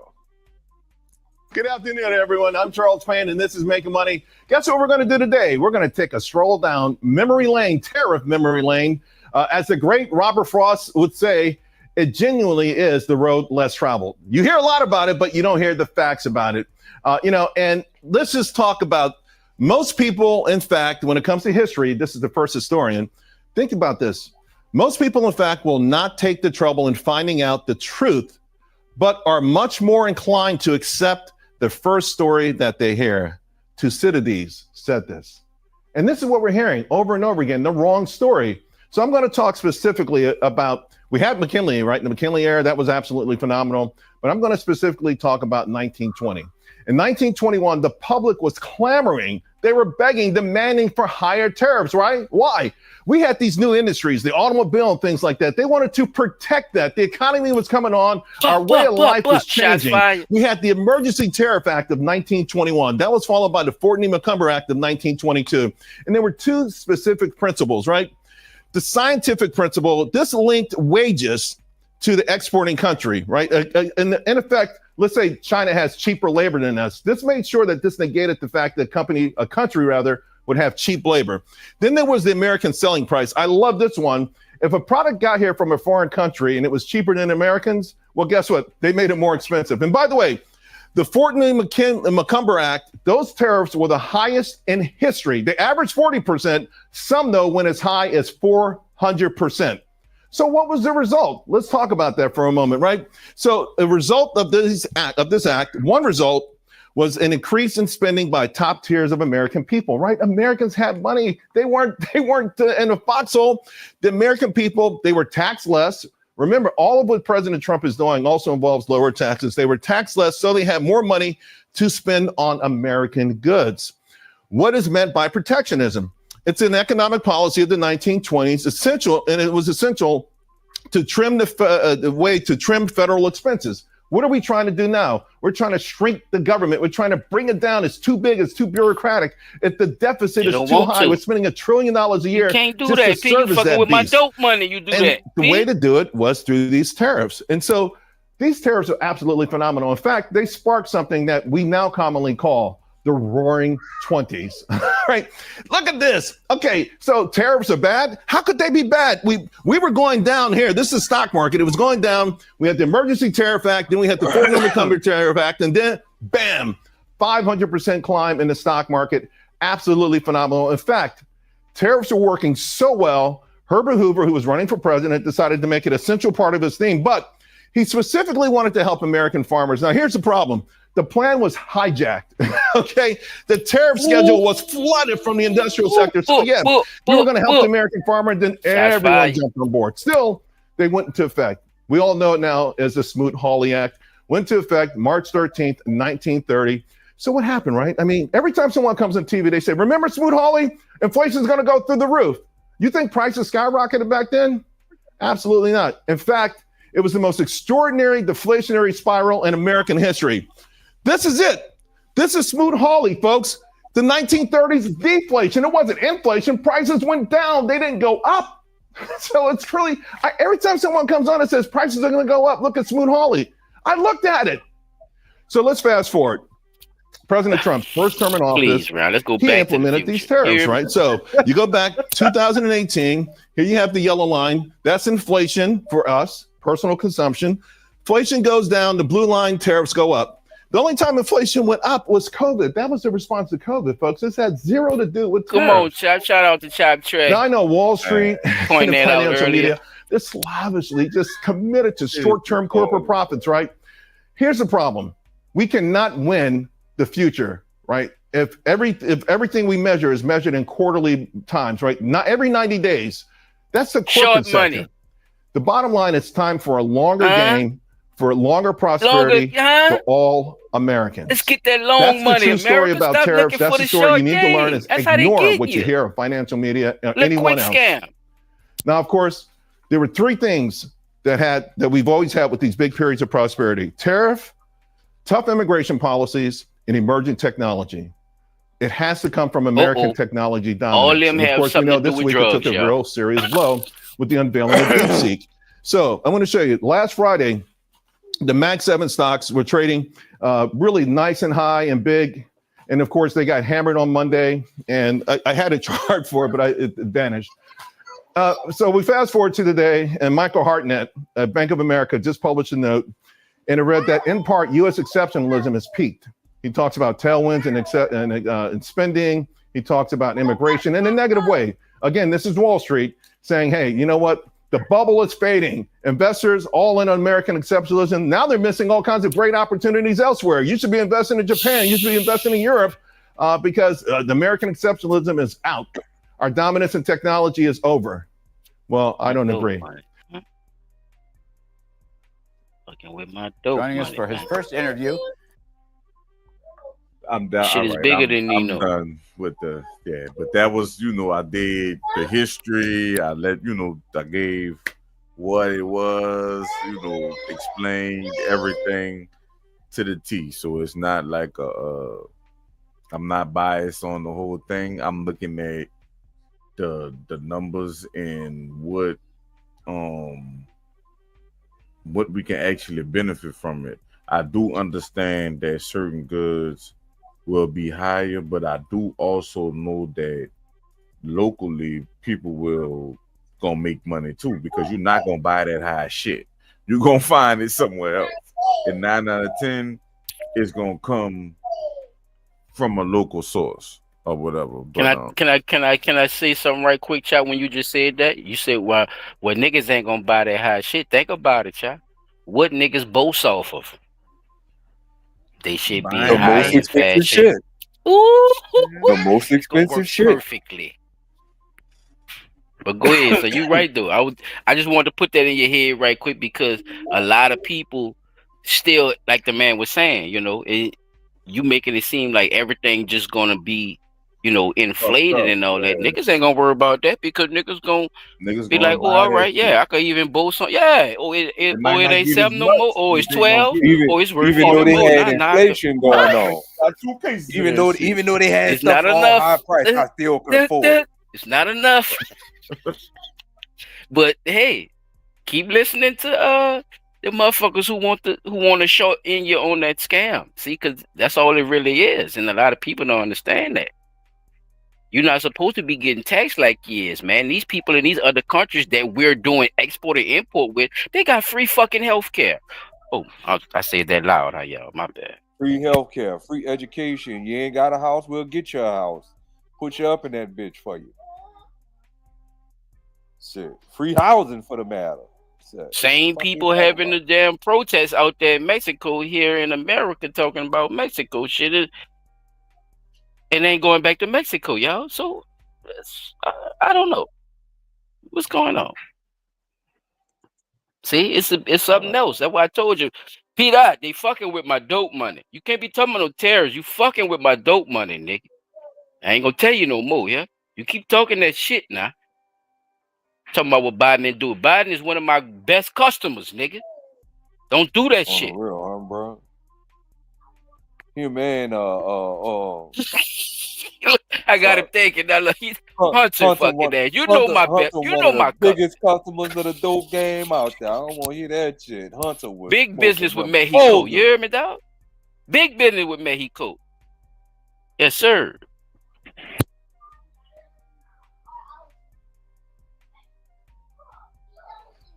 It's on you, P. Give us your Trump stuff. Just your Trump stuff. I'm gonna play this. I'm gonna say tariff. Yeah, the one chop play was very good on explanation, but this one is a little bit why Trump doing what he doing and why he feel the way he feeling. Didn't I just take this from you? Stop touching. When it comes to tariffs, Shout out to President the Donald babies. Trump really looks up to, President McKinley, like, a lot. William McKinley, William McKinley. William McKinley, Highly underrated. has not been properly recognized. William McKinley is an example. He was a big tariff president. He was a strong believer in tariffs. McKinley did oversee one of the biggest tariff bills in U.S. history. He was the tariff king. He called himself A tariff man standing on a tariff platform. but in his second term, he basically abandoned that platform. It really changes his mind in some sense and wants to shift the focus of trade policy away from protectionism and isolationism and allow for more international trade as a way of helping the U.S. economy. Here's how McKinley used tariffs, how Trump is following a similar playbook, and why McKinley actually came to speak out against them. This is Doug Irwin. He literally wrote the book on the history of tariffs. And he said they can be classified into three main objectives. The 3 R's of trade policy are revenue, restriction, and reciprocity. Throughout McKinley's career, tariffs were used for each of these at one point, and Trump wants to use all three too. The first one, revenue, is the oldest use for tariffs in the US. Trump says this chart shows how tariffs created vast wealth for our country, and how tariffs will make America wealthy again. It's the percent of all government revenue that comes from tariffs. For the last 70 years, it's hung around 2%, but 200 years ago, it was nearly 100. We were very much an agrarian society with most people being farmers, and so import tariffs were just sort of an efficient way of raising revenue. During the Civil War, the government started using excise taxes like we still have today. Taxes on like alcohol and gasoline, even those made in the US. And McKinley's story really starts around here in the 1880s, when the US collected about half its revenue from tariffs. Too much revenue, actually. The US had a huge surplus and had basically paid off all the Civil War debt.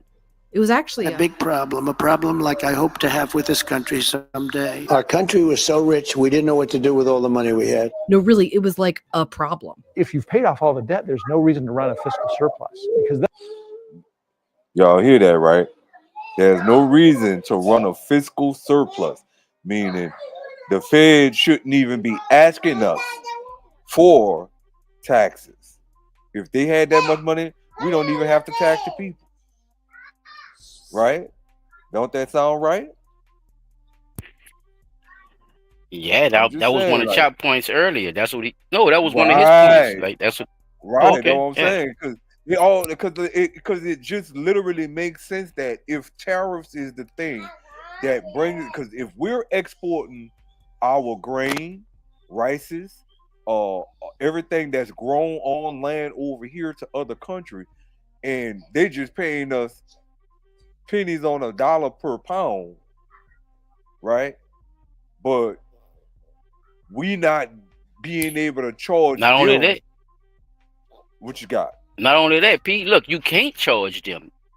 Look, I know what you was about to say. You know why you can't charge them? Because them motherfuckers not buying our shit. They want to bring all this shit over here, but they don't want to buy nothing. Oh, okay, go ahead. They don't want to buy none of our shit, even though our products are just as certain just shit, as you good, know, if like not even better. yeah. Right.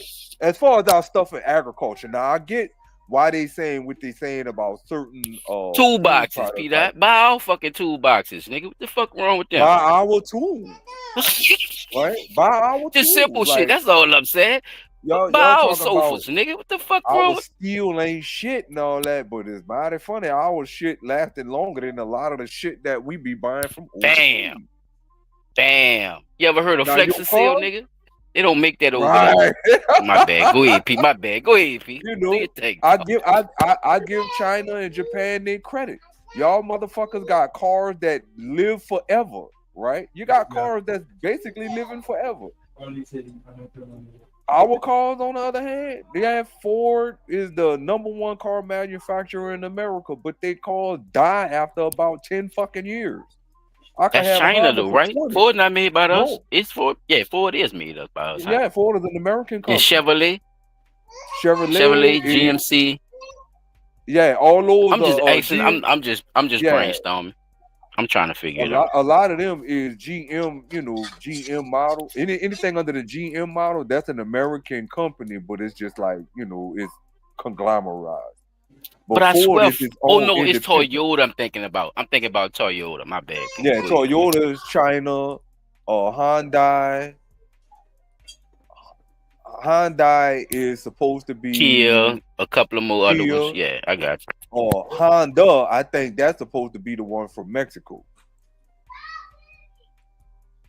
Why are you still touching this one? But I digress. I'm getting off. Stop.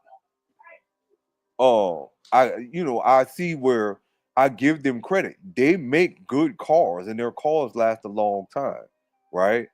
The durability of the car, as far as the structural integrity, is good. Engine-wise, they are superior over Ford and mostly any other car manufacturer out here. Cause fuck, I done seen people get brand new Fords and then turn around and this shit have a fucking recall on it. You know what I'm saying? Like, soon as they done been on the market like 3-4 years, they got a fucking recall. I haven't heard about that many recalls with any of the main manufacturers of import cars, except for probably one with an airbag problem or maybe an ignition system problem. But for the most part, that shit was easily fixable, right? And it didn't come at a major cost to the consumer. Now, looking at what I'm talking about with the tariffs over what they were talking about with William McKinley, man, ain't no fucking way we shouldn't be like looking at the model William McKinley had in his first run as the man who put the tariffs out there or whatever. That should be the principal model that we look forward to with Trump. Because like they say, when McKinley ran for president and won, he abandoned the first model he had and tried to do something different when the one you had originally was working for you. You know what I'm saying? But again, I'm gonna just let the video give y'all more of a breakdown. It seemed like he what scheming. happened He with was that. scheming anyway. Like it seemed like he didn't. It seemed like he used that, knowing it could have possibly worked, but I don't think he was worried about it working. I think he used that to get the people behind him to get whatever the fuck he was getting. Because you're not going to abandon what you believe in 1 year, Peter. Right, you're not, especially if it fucking worked. Yeah, and you trying to base that on, Trump trying to follow the same thing. Well, we'll see. We get what Trump is saying, but I don't think he's going by the exact same model. Thing with the dude. Yeah. Right. That's what I was saying. That I think that's where people getting it mixed up at. Like, the man is a president who has had business dealings before being a president with other countries, leaders around the world. That's a good point. That's a good point, So P. They see how we look, just like we look at how they look at us. That's right. You see what I'm saying? So we gotta kind of put some type of thought into maybe he's doing something that could potentially lead this country into a better route financially. Because, like they say, the only problem that happened that when Trump was the president in his first term was COVID, and that had nothing to do with him as the fucking president, right? What his tariff had going on had nothing to do with him being the president, because at the end of the day, his tariff was making money. So I just want our listeners to understand that I told people last time when we really first started doing the blunt talk. I don't agree with everything Trump says, but some of the things he does kind of make sense once you really see it in action, right? Because the way he explained it sounds fucked up. But I just don't want people to think that was the reason why we talking about it. Right. We talking about it because I think people don't know what's going on. You know what I'm saying? They don't. Like your boy said, like people go off the first thing they hear, and it's like fuck Trump about to make shit high. Fuck damn shit. Fuck.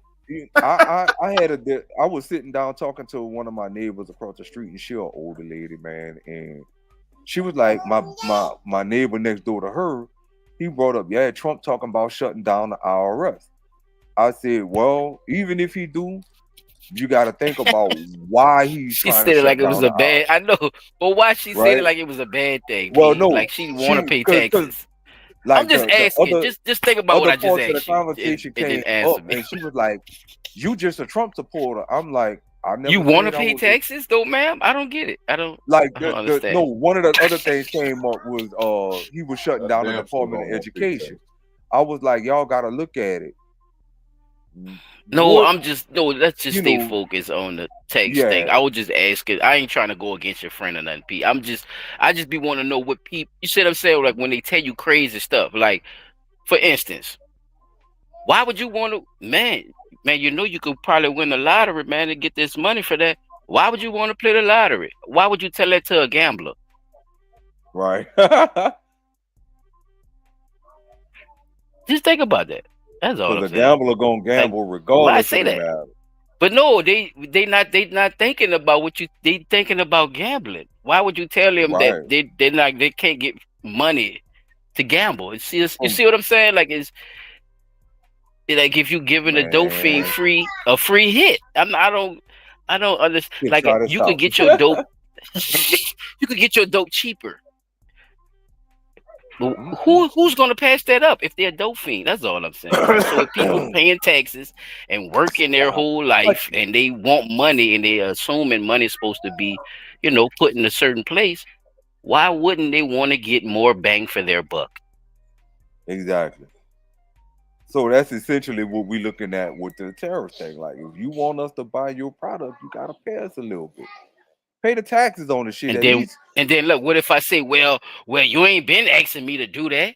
Well, I'm about to put a tax on you. What you gonna say, P? Oh well. Because this is what Trump is going through. That's what I'm trying to say. Right, he's You going see through what the you same thing. said? Oh well. You see what you said? Oh well. Remember what you said as a nigga, because he's supposed to be racist. So remember what you said Right. as a nigga. So if I'm saying the same I'm just thing, you say saying, like, P. oh I'm well, just saying. Go motherfucker, ahead. you saying you gonna put a tariff on me? I'm already gonna put a tariff on you.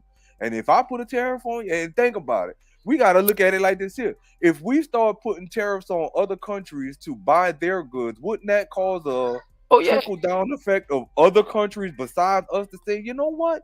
You do That's right. import a lot of your fucking goods over here, and we do import a lot of your stuff. We pay more for your stuff coming here. Yes. Glad you said that, P. Guess who one of the main ones that's on that shit right now? China. No. Or India. Africa. Africa told China. Hell yeah. Africa told China, hey, bruh, we making our own cars now. They got the people over there in Africa that's making their own electric cars, and they got the shit up and running right now. They got a tariff on China, nigga. But they're not talking about that, right? Because it's supposed to be hate Trump right now. So let's continue. My bad. Everything's supposed to be hate Trump, but not really talking about the fact that other countries, especially the African continent, because we gotta stop saying Africa. We gotta be specific about what country in the African continent is telling China this. Now, if all of the African countries over there saying it, then hell yeah, I'm along with them. I'm American. That's what they tell us. They just tell us Africa. They don't tell us the country. That's the fucked up part. You see how this shit go? You see how this shit go, bro? They never tell you that. They're not gonna tell you that because they want us to believe that Africa is all the same shit. And I'm glad you made a point. So for your own research, what me and Peter are talking about, go look it up. There's a country in Africa that they are putting tariffs on China about the cars because now they have started their own line of electric cars and others. Go ahead. Burkina Faso, I think, is one of the. Do they open that? Burkina Faso is one of them. But yeah, it's a nice little area. So y'all check that out whenever y'all get a chance. Go ahead, Peter. All right.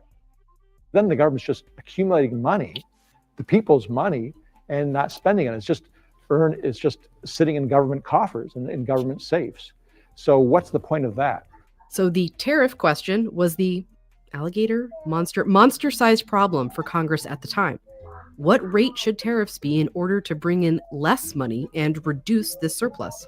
Congress ultimately decided they need to be higher. See? What if Who recording decided, high P. quality Dot? content, editing like a Congress. Oh fuck. My Dirty bad. bitch. No, I just want the people to think about it. Look Hold on. what they look what the people Hold just on. said. Congress. Look, that means Decided the to root raise. word is con. We trying to progress, huh, y'all? We want progress, and huh? streaming like a Not recess. Why is Congress? Or regret. The debate No, was why on is this. What we Congress telling us that or doing what they doing? Because that's their job, y'all. Stop. You get it now? See, their I'm job gonna is pop to the take hold on. the money out of the working man hand and put it into big government.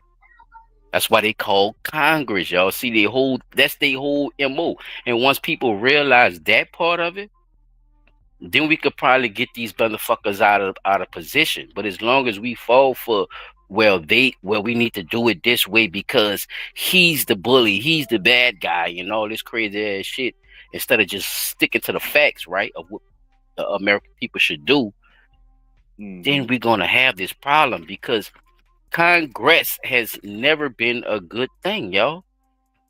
Nope. Go look up the words, prefix and the suffix. Go look the shit up.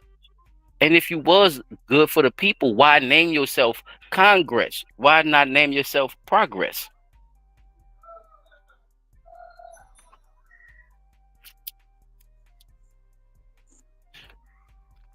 Shit bigger than you know, P. Dot. Shit. You all right, bro? You need a cough drop? I took some expectorants earlier. Blunt talk, NOLA cough drops coming they soon. should be higher. The debate was on this, what we now call the Laffer curve. It shows the relationship between how high the tax rate is and how much revenue it brings in this case from imports. They both wanted to get the revenue down to this range. Democrats wanted to lower the tariff rate so that they'd bring in less revenue on imported goods. The Republicans said, that's insanity. If you cut the tariff rates, you're going to encourage more imports. That's going to generate more revenue, and it'll exacerbate the problem. So what you have to do is raise tariff rates to squeeze out imports, and then the revenue will go away. You don't Or have as to. McKinley put it, but if you increase them enough, you diminish importations and to that extent diminish the revenue. He, by the way, Hold on now. see how they We playing not games, just gonna P? See how they playing They games? say the very instant that you have increased the wrong the people. duties to a fair protective point, putting them above the highest revenue point, that very instant you diminish importations and to that extent diminish the revenue, right? So if you raise the tax too high, you stopping imports from coming in. So when they had the dot right here at the top in the middle, that was the best point to have it. Thank you. You got greedy motherfuckers on both sides. You see that, huh? And so when you do that, like if you keep doing that, now they other took countries over. are saying, fuck the US. I'm not sending nothing over there. I don't care how good it is. I don't care what they want. I'm not sending nothing over there. What they not mentioning too? Yeah. No, you're right.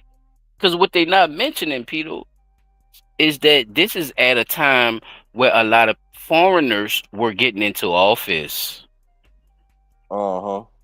And they wasn't coming from Mexico. They wasn't coming from London, Haiti. The UK. Fuck.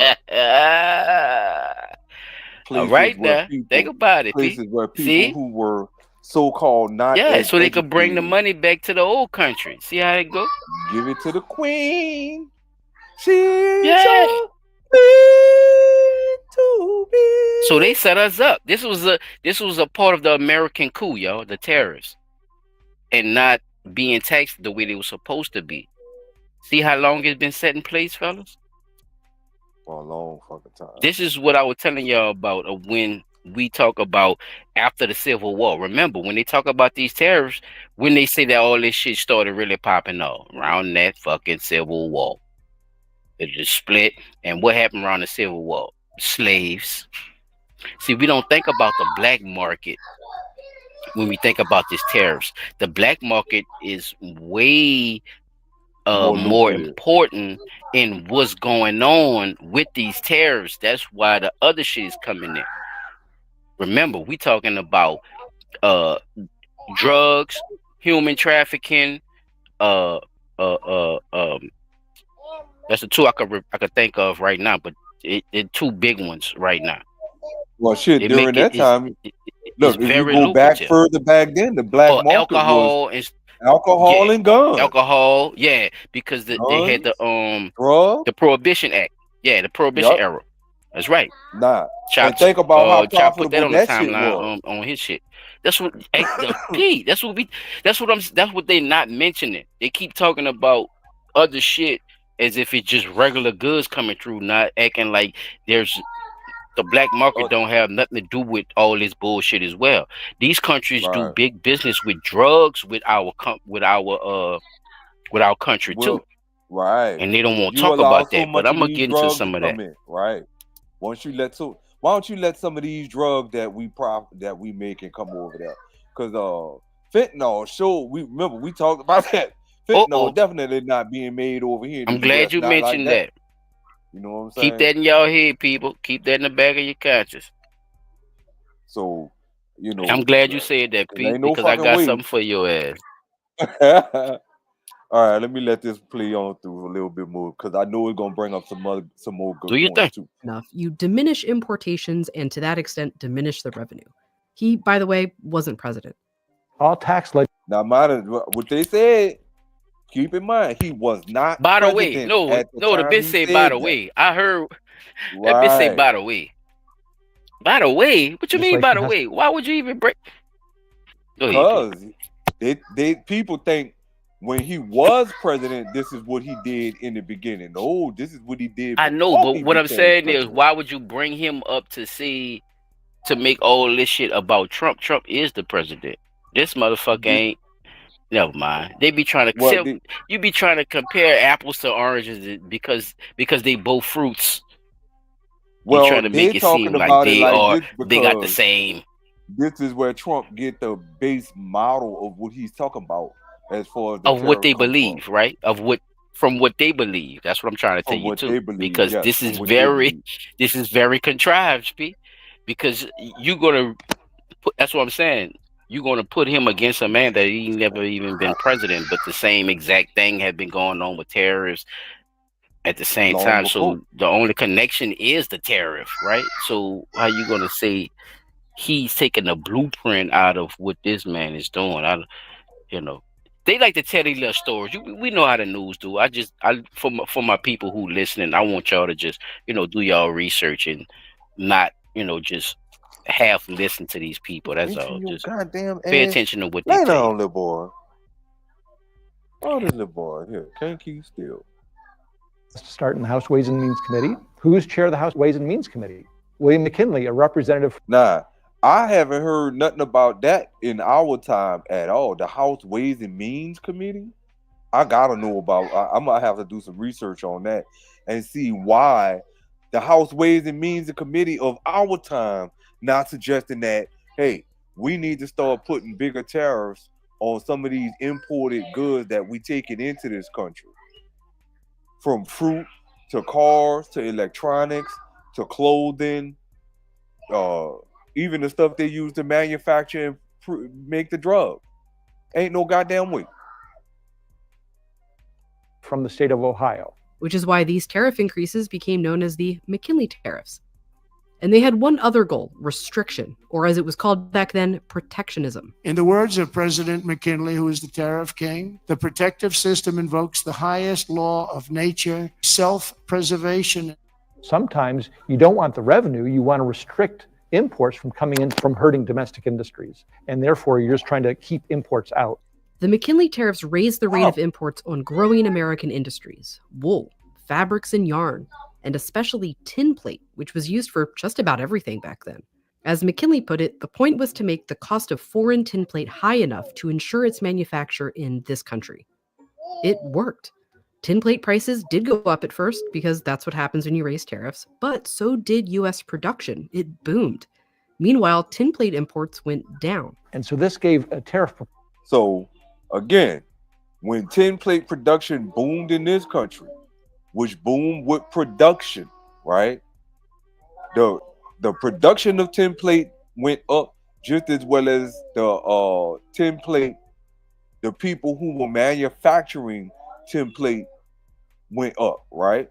Which also meant what for the people? There were more jobs created, right? Yes, sir. Which I meant was just people about to say were that. working, Yep. saving money. What people were working, making money, and not having to pay as much in taxes because the money that they were making coming from the tariff was taking care of the shit the government needed to do. That's why I'm trying to figure out, like, right now, why the fuck are we still not seeing the benefits of these so-called tariffs that Joe Biden had and Trump? Where's all that fucking money going? Why did it go? Why are we still paying higher taxes to take care of Ukraine and all the illegal immigrants that were over here, right? That's number one. Two, the money that you raising as far as our taxes that's supposed to be benefiting us is not benefiting us. Yeah, we get a income tax return at the end of every year, but after you done took how much in taxes from us throughout the year. If you add up what you spent in taxes versus what you get back in a return, that ain't nothing but a drop in the fucking bucket. So say you on a job, you make about 40,000, 45,000. Let's just say 45,000 a year. You're going to get taxed about 15 to 20 of that, right? And out that 15 or 20 that you being taxed on, you're going to get back probably 5 or 6,000 depending on your dependent levels, right?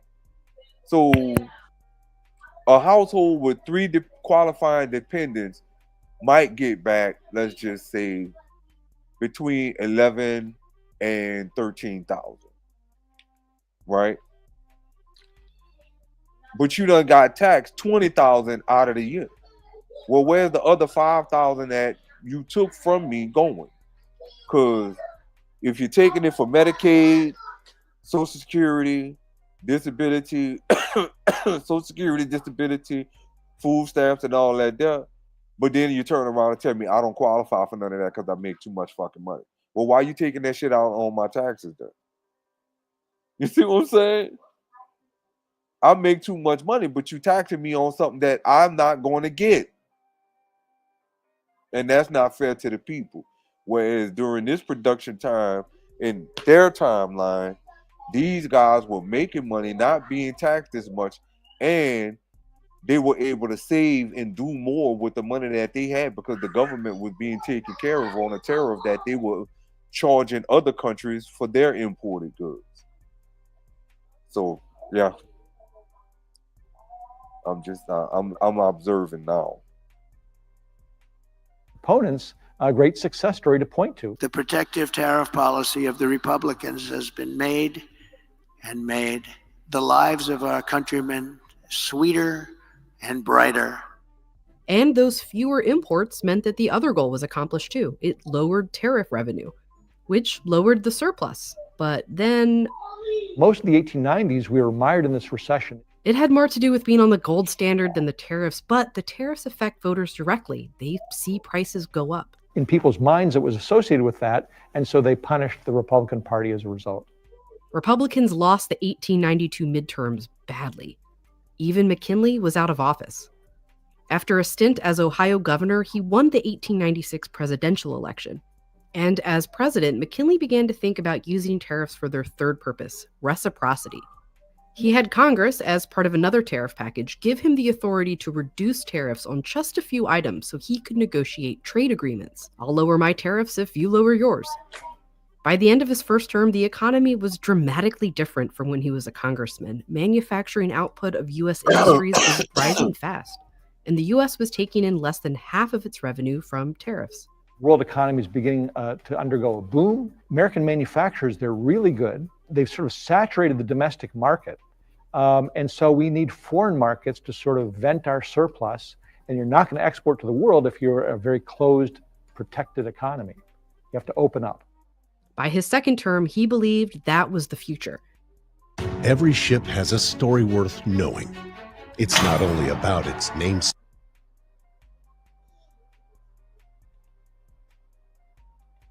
At the big Pan American Exposition in Buffalo, New York, McKinley gave a surprising speech to a crowd of tens of thousands. The former self-described tariff man said the period of exclusiveness is past. Reciprocity treaties are in harmony with the spirit of the times. Measures of retaliation are not. If perchance some of our tariffs are no longer needed for revenue or to encourage and protect our industries at home, why should they not be employed to extend and promote our markets abroad? So what he's basically saying there is that we don't need the revenue so much and we don't need the protection against foreign competition. Why can't we use the tariff as a way of inducing other countries to open up their markets and achieve reciprocity? For him to propose this is really a dramatic step. We'll never know if he would have followed through and made more trade agreements. The very next day, he was shot by an anarchist and later died. Vice President Teddy Roosevelt took office. Here's where it turned around, that silent. Roosevelt didn't have as strong views on the tariff as McKinley did. He wasn't as much of an expert, and he didn't push the way McKinley, I think, would have pushed for this new direction in trade policy. Just a decade later, Democrats switched to an income tax system, and tariffs were used sparingly, really just for restrictions on small, specific industries. But now, tariffs are back. The tariffs are... Nah. See what they saying, huh? A decade later from this era right here, when tariffs was plentiful and holding the country down, wait, let me take the caption down. Just a decade later, from 25 through 50, this is where the shit started. Now we done switched over to using income taxes. And this dark blue line back here, this is the income tax system versus tariffs and income taxes in the 1925 through the 1950s to using income taxes, which is literally like killing us, the people. Now, tariffs are back. The tariffs are going to make us very rich and very strong. President Trump has said he plans to use tariffs for all 3 Rs. And we will use the hundreds of billions of dollars in tariff dollars to benefit the American citizens and pay down our debt. We will make our own products and we will buy far less from foreign countries than we are buying right now. But we're going to have a reciprocal tax. We're going to charge them the same. But these objectives can't all be accomplished at once. Nah, they say that now, but remember in earlier on in the video where they had that, what that thing was, what they call that little curve? Where is that? What's this curve they talking about right here? I forgot. Where I'm at in this video. 744. When they was talking about this curve right here, this is when the country had a fine balance and it was achieving all 3. You see what I'm saying? They actually had achieved the tax rate versus the tax revenue as far as the tariff. All 3 were in perfect sync with each other. So I'm just saying that there is a way that you can achieve all 3. You just have to have a very, very fine balance of the 3 to make it work. Keep them out of the U.S. market, well, you can't really use that as a bargaining chip. And if you're trying to raise revenue, you can't have the rates too high and restrict access to the market because revenue is based on imports coming in. So you can't really achieve all 3 at the same time.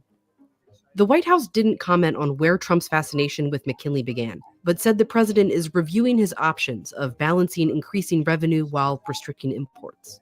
But tariffs have never been used at a McKinley level in a modern-day economy. Today, we have integrated supply chains where all the component parts and the component raw materials are part of this very complex multi-country movement.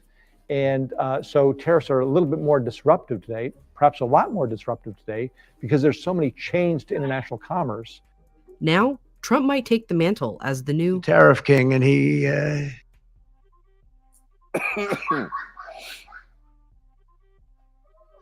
Yeah. So, looking at what the video I just showed, like there can be a way where all three can be achieved. It's just that you have to have a fine balance of what tariffs on what goods, the amount of tariff tax that you're trying to charge. You see what I'm saying? Like you can make the shit. This shit is possible, bro. But I think people just don't look at the fact that you can make that shit work. You just have to, like I say, have a very, very fine balance of what you doing to get it together to work like that. I'm not saying this first go round gonna be a easy thing for Trump. Well, not the first go round, but the second go round with him, because his tariffs look like they was working, all except for the COVID situation. So I'm just, I'm being optimistic about it. Like I really want to see what's gonna happen.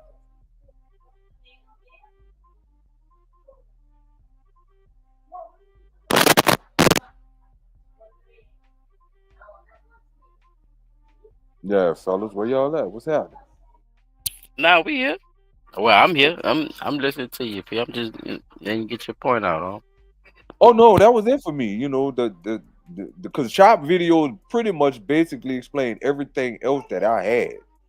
So I just wanted to talk about why people, like you said, didn't understand that before Biden, before Trump, they had other tariffs already out there, and they've been being used even all the way back into the timeline of the 20s. Like this not the first time, for them to say Trump basically saying Trump invented the tariff. No. I done heard Barack Obama talk about it. I done heard Clinton talk about it. I done heard George Bush talk about it. I heard Ronald Reagan at one point talk about it, but it wasn't that big of a deal. Every president since I've been alive has used the tariff, but one president I know used tariffs more was Biden. That's the only one I heard use tariffs a whole hell of a lot, and that was President Biden. But I still don't get where all the fucking money went. I'm just saying, where did that fucking money go? But yeah, man, that was it for me, you.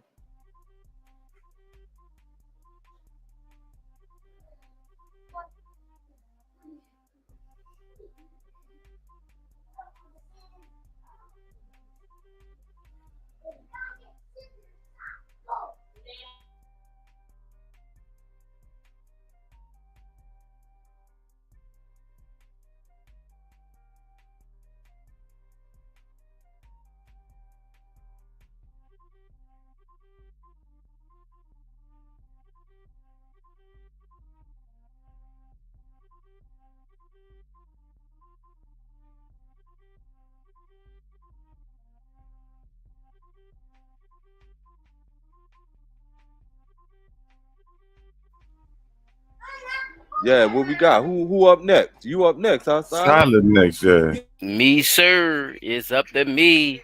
You already know, dog. Like I told you, bro, I had some shit lined up too, bro. And I'm going to just explain what my dog explained, if y'all don't mind. You know what I'm saying? About to come with some shit right quick, y'all. Check this shit out, dude. Just to give people a little more breakdown. Say like if y'all was on a motherfucking ship or something, and y'all had to do that shit on a ship or something. Check this shit out. Before we get into tariffs, The heart of the Donald Trump economic plan. we should talk about the chicken war. The chicken war is a clucking good story. In post-World War II West Germany, people started eating Did a that lot boy of say chicken, clucking good specifically story? American. Did that boy say clucking good story? It was such a thing called a chicken war, P. Dot. Check it out. You know they be trying to be doing the corny shit. Before we get into tariffs, The heart of the Donald Trump economic plan. we should talk about the chicken war. The chicken war is a clucking good story. In post-World War II West Germany, people started eating a lot of chicken, specifically American chicken. Midway through 1962, U.S. farmers were on track to sell more than $50 million worth, $500 million in today's money. This made European farmers mad, so the organization that later became the European Union put a tariff on chicken. A 5-pound chicken that started as $1.60 became $2.25. Imports quickly dropped. U.S. chicken farmers and politicians were furious. And we thought Germany's our big market for chicken, and so if we hurt the Germans, maybe we'll get them to change their mind on chicken. So the U.S. put a 25% tariff on trucks, like Germany's Volkswagen. And it worked. Their truck sales in the U.S. fell by half, and they never really recovered. Meanwhile, Germans paid more for their chicken, and Americans had fewer truck options. It's kind of a perfect example of what tariffs do: hurt consumers while protecting very specific industries, or attempt to get countries to change their behavior.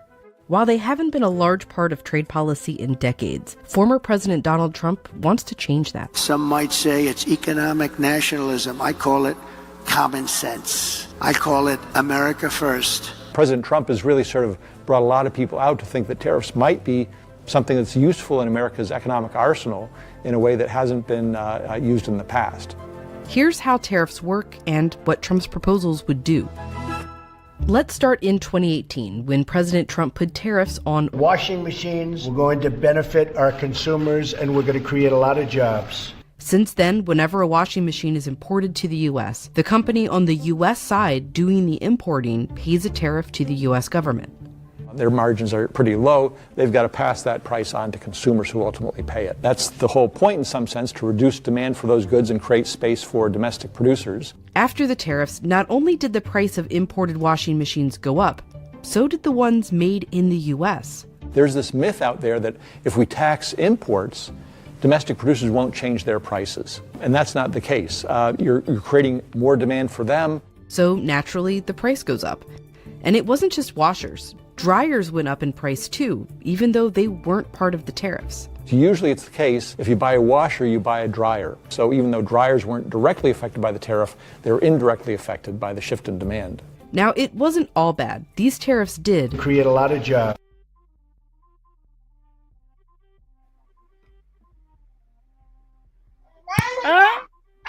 Yeah, that's one of the that's one of the downsides that they didn't talk about.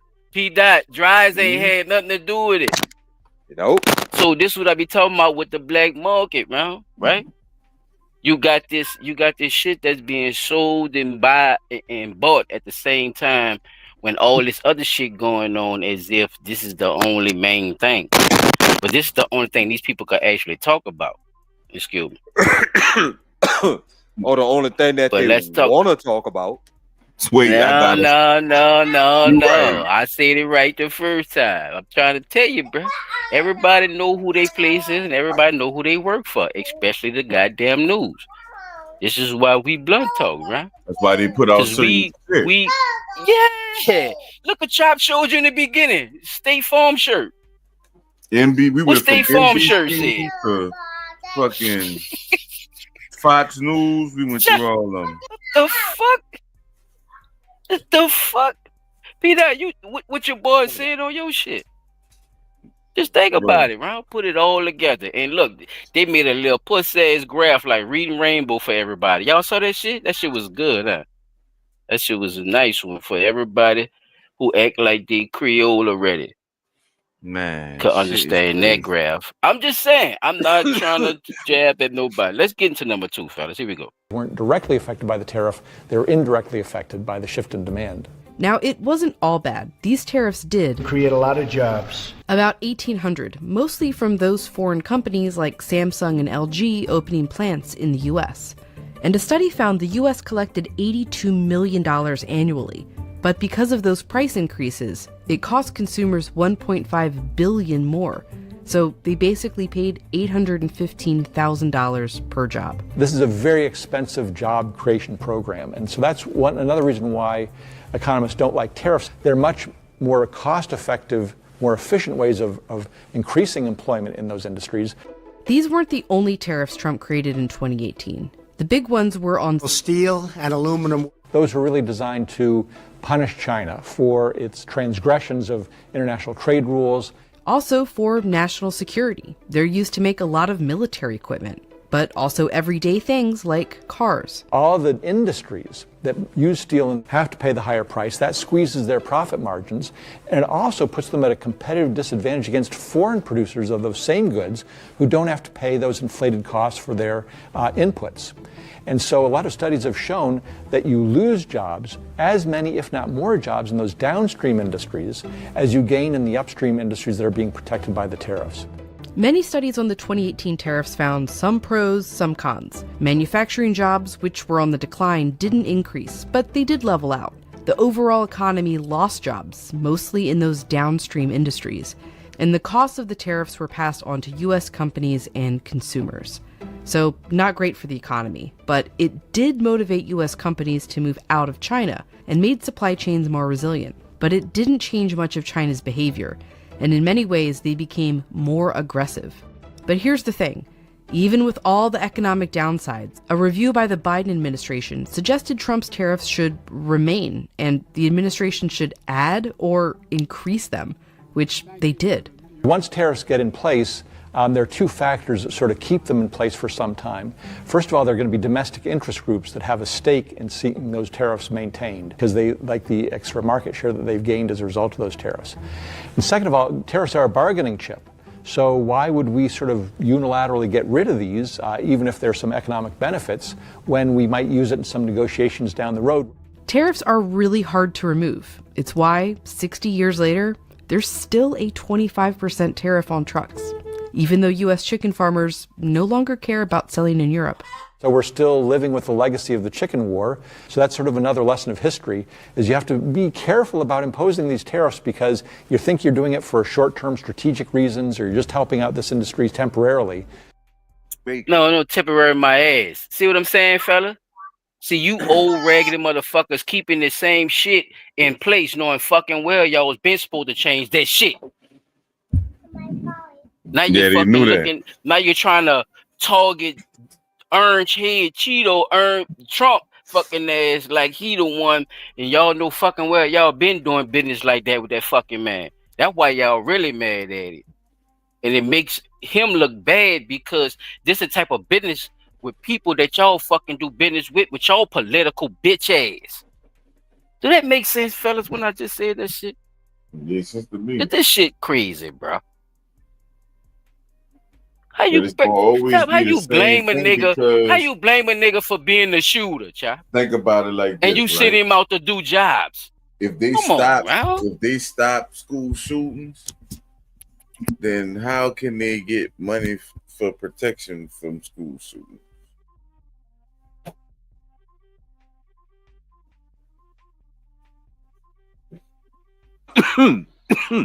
That makes a very good point. If they stop crime, how they gonna get rarely? Please. My bad. Go ahead. If you see what I'm saying, just if they stop the stuff that they know they say we doing that we shouldn't be doing, or this, that, and the third. If you stop it, now we create another problem because now you can't pay the police officers and all this other type of shit, right? So that's all I was gonna say. Rarely, but they can last for decade upon decade upon decade. Tariff policy is kind of old. Even by the chicken war, they were only imposed on around 7% of U.S. imports. Trump's plan for a second term is to bring them back dramatically. This is the policy that built this country, and this is the policy that will save our country. He's proposing a 60% tariff on everything from China, and a 10 or even 20% on every import from every other country. Countries are going to finally, after 75 years, pay us back for all that we've done for the world. Multiple independent studies looked at the possible effects. One found it would cost the average American household $1,700 from higher prices. Another found it could cost more than 684,000 jobs. And they don't factor in how domestic goods might get more expensive, or retaliatory tariffs from other countries. They're not going to take this lying down. They're not going to change their behavior in some way to appease the administration that imposes such tariffs, they're going to retaliate. So not only will U.S. imports shrink, but U.S. exports will shrink as well. Trump wants to use these tariffs as a revenue stream for the U.S. to pay for tax cuts. Or as tariffs on foreign countries go up, taxes on American workers and families come down. Studies found his proposal would likely bring in around $250 billion per year, about 5% of what the federal government currently brings in with taxes. So if tariffs are harmful, always harmful even to the economy, why is Trump so focused on them? In the last 20 years, China has gotten aggressive, investing in manufacturing to become the world's largest exporter. Even today, they invest more than any other country. It has let them export things like steel and aluminum at below market values.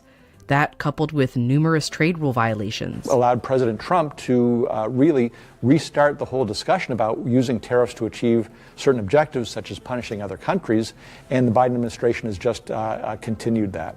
So the whole environment has really changed from 20 years ago, when trade policy was pretty quiet business, and now we're talking about industrial policy, tariffs, subsidies, and all these different interventions because the whole global and geopolitical environment has changed quite dramatically.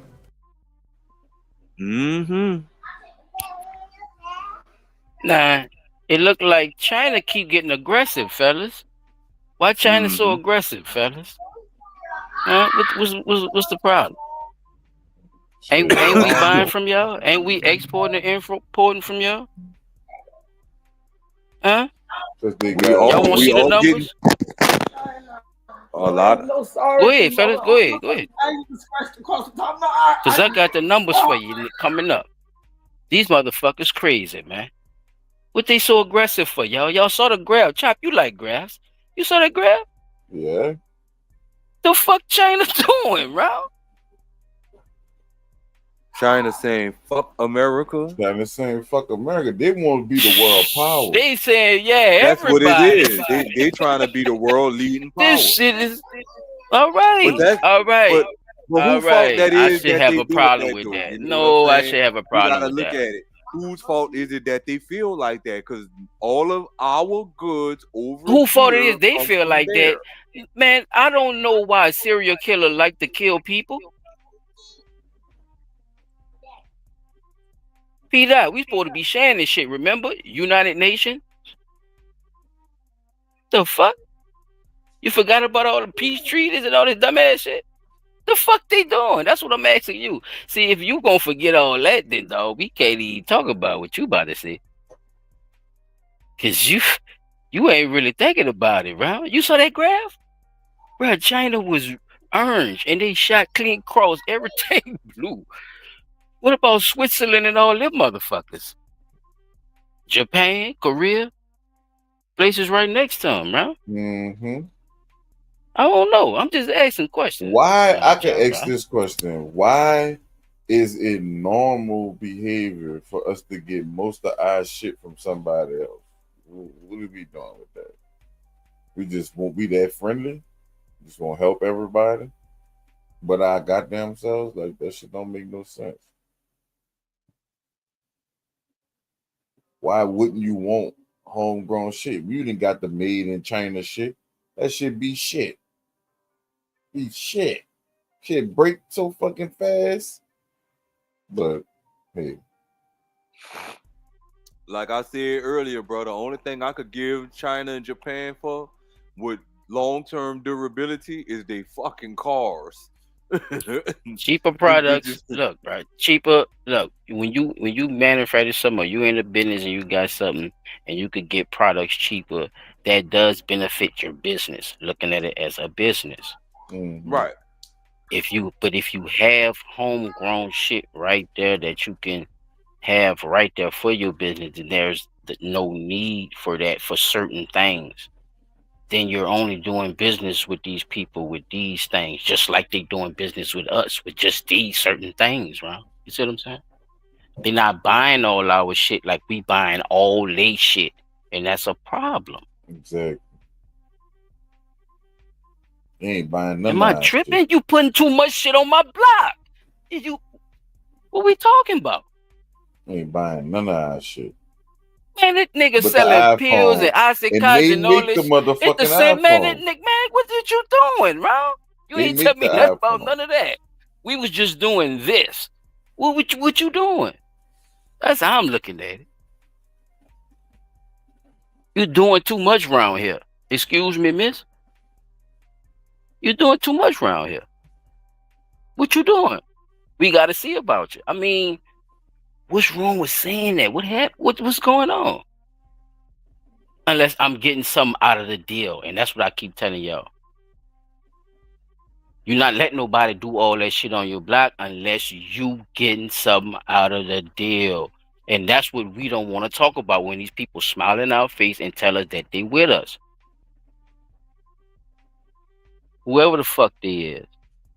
If they going along with that shit or saying that this shit is wrong and shit and all that crazy ass shit, look at their ass different. I'm telling you. They tripping. Let's bring it down to I'm just trying to bring it down to the last common denominator, fellas. That's why I see it in that sense. Come on, Round. We know what type of time a nigga on if he trying to do anything under that. Come on, bro. Just look at it like that on the street level, because that's all they doing is politics. Politics is streets. They just talking a lot.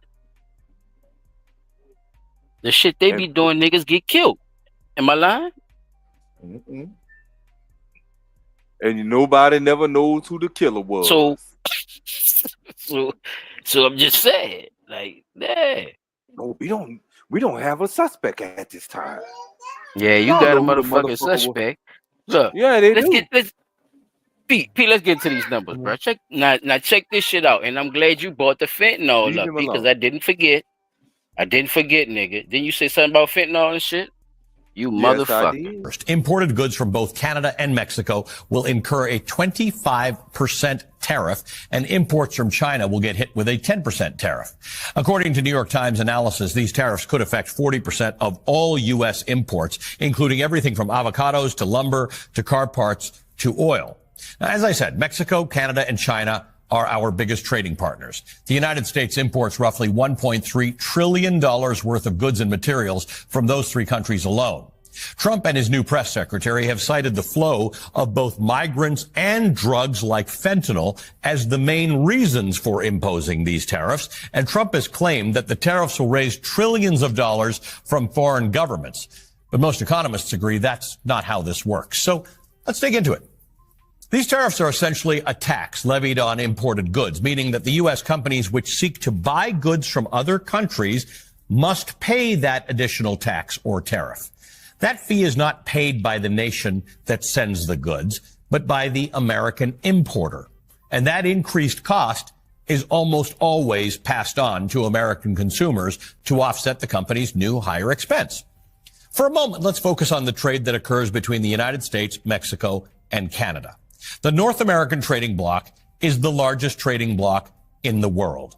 The trading relationships we have with Mexico and Canada, respectively, are larger than any trade agreements we have anywhere else in the world. And because our North American bloc has enjoyed more than 30 years of free trade agreements, from the Auto Pact with Canada to the Free Trade Agreement with Canada to the North American Free Trade Agreement, which included the United States and Mexico, to the United States-Mexico-Canada Agreement, USMCA, today our three economies are deeply and intricately intertwined.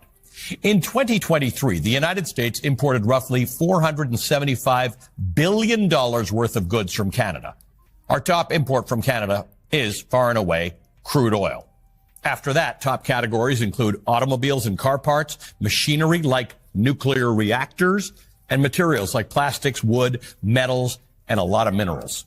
The same year, the United States exported roughly $350 billion worth of goods to Canada, including automobiles and car parts, machinery, electronics, oil and gas products, and plastics. So we buy more from Canada than we sell. Now, to Mexico. In 2023, we imported roughly $418 billion worth of goods, a little less than we buy from Canada. Top imports from Mexico include automobiles and their parts, computers, crude oil, and fruits and vegetables. Notably, half of America's imported fruit and more than 2/3 of our imported vegetables come from Mexico. Mexico is also the #1 supplier of medical supplies and devices for U.S. hospitals and doctors' offices.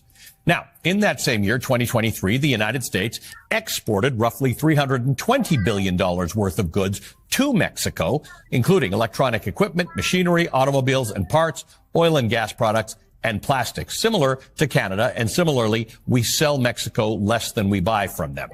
Most American cars contain parts that are made in Mexico and Canada. And in the process of manufacturing, many American car parts cross continental borders multiple times. Experts estimate that, barring exceptions, car prices will increase by thousands of dollars. Many products. Oh shit! Hot fire! Hot Better fire! get your hoop that What they run say? on gas. Caliente. What they say in Mexico, yo? Muy Caliente. caliente. Do you Muy hear? Where y'all want to start with that one, fella? Because I told you I got to keep it going. I'm trying to, work with the time too. But I know y'all sucked in a lot, and I know it was a lot, fellas. But please, whatever just stuck to you, and you know what I'm saying, whatever just banged on you, y'all want to say right quick. Just drop it on me, bro. Yeah, dude. Like, they talking that shit, but we, like they say, we spend more on importing goods in than we get when we import goods out. So I think, really and truly, us imposing a tariff on imported goods will help either balance us out where we could break even, or cut ties and charge more for our exported goods to put us back on top. Because right now, the way it's looking, we over There's our gonna be some head people is mad, debt. Pete.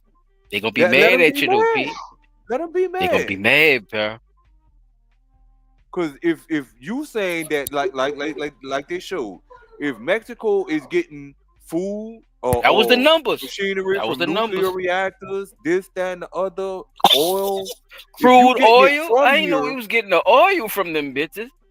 This shit yeah, crazy. Okay, which go we ahead. My don't bad. need. Barack Fruits Obama and showed us shit, that we don't vegetables. need oil from The no fuck? fucking body. We produce enough crude oil in this Niggas What the country fuck where y'all we been? could be I thought self-sufficient it was on that shit. California oranges. My bad. But that's what they tell you now, ain't it? I don't want Nah, no they food. burning that bitch up right now. They gotta update on that. That's my bad, but I don't want to jump off subject. That shit crazy. You know, they what they not saying is, bro, is that these tariffs that Trump is talking about, granted, it may not sound, like I said, it may not sound right, but until you see it actually in action, we gotta get back to the point where we stop taxing the taxpayers to take care of fucked up spending that Congress and Senate is doing, and let the tariffs take care of the fucked up spending that Congress and Senate. Because I guarantee, if you start using that tariff money for what you're supposed to be using it for, you ain't gonna be talking that shit no more. Oh, well, the country need this and the country need that. No, Country don't you need ain't gonna shit. have nobody to blame. Yeah, Pete. Yeah, You ain't you gonna ain't have gonna have nobody nobody to to fucking blame. blame. Yeah. Everything gonna be all good then with your dog ass. You know what the fuck you was doing. That the shit That's pissed why. me off though, P, bro. Yeah, No, I'm bro. listening. Go ahead, bro. But that's the fucked up thing, though. You know that the tariffs would bring in the revenue needed to support the country, but because But y'all know y'all it's fucked it easier, up though, too. Though that's the crazy part. yeah, Like you that's act the like other part. you know ain't do it. You did it. it's your Sucker. fault, and now you want us to keep paying You you took for it. bad. You took bad. Chop. You took bad money, nigga. Man, nigga said sucker. Motherfucker, you took bad money, sucker.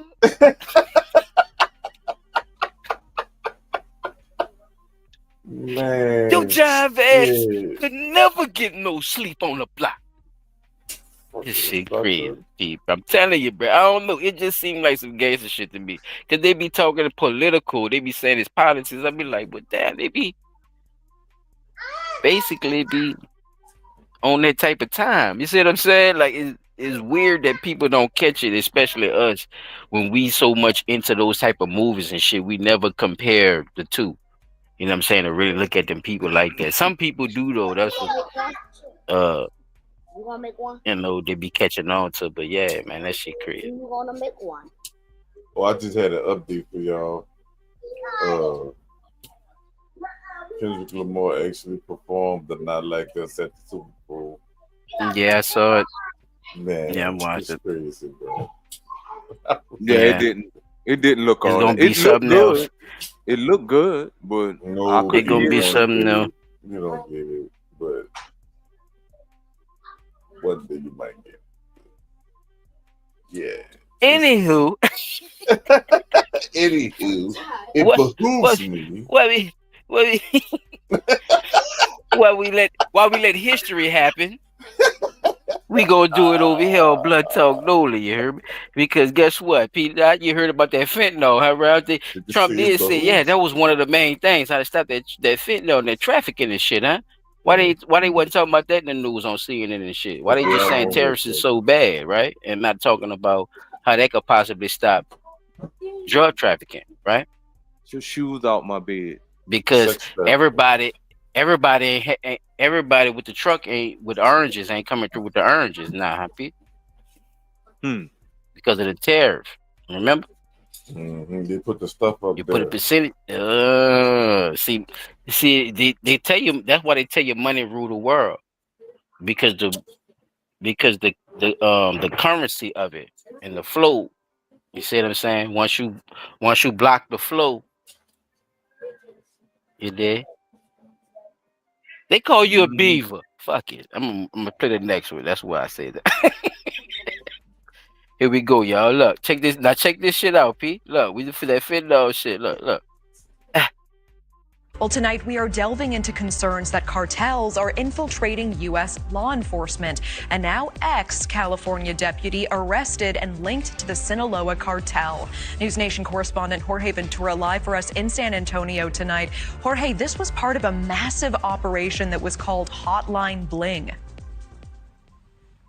Yeah, Tasha, we're learning that in this operation, authorities not only seized $16 million worth of illegal drugs, but also arrested 15 people. But one of those people included a corrupt Riverside County Sheriff deputy that was trafficking drugs for the Mexican cartel, the Sinaloa cartel. Now, the nickname of this operation, Operation Hotline Bling, that actually began late last year and included the seizure of 376 pounds of methamphetamine, 600,000 fentanyl tablets, and more than a kilo of cocaine and multiple weapons. Operation Hotline Bling did uncover Riverside County Sheriff turned Sinaloa drug smuggler, 25-year-old Jorge Argueta Rocha. Police finding 4 trash bags in his trunk stuffed with more than 100 pounds of fentanyl. Rocha is a U.S. citizen and a California native who have been employed by the Riverside County Sheriff's Department since 2019. These cartels have enormous resources, and so we all need to be concerned, and nothing worse for law enforcement to see a dirty law enforcement officer. So I'm glad that they got him, but it gives you an idea of the risks that we're all in. These cartels have enormous influence over operations in Mexico and operations in the United States. They corrupted this deputy, and maybe there's others involved. Riverside County sheriffs, because of this massive drug bust, they prevented potentially 10 million lethal doses of fentanyl for being just smuggled across Southern California and for the rest of the United States. Thank you for watching. Go to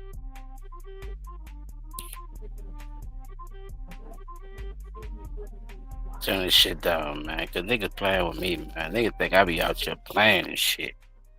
Did y'all hear that shit? Huh? They the police too, yo.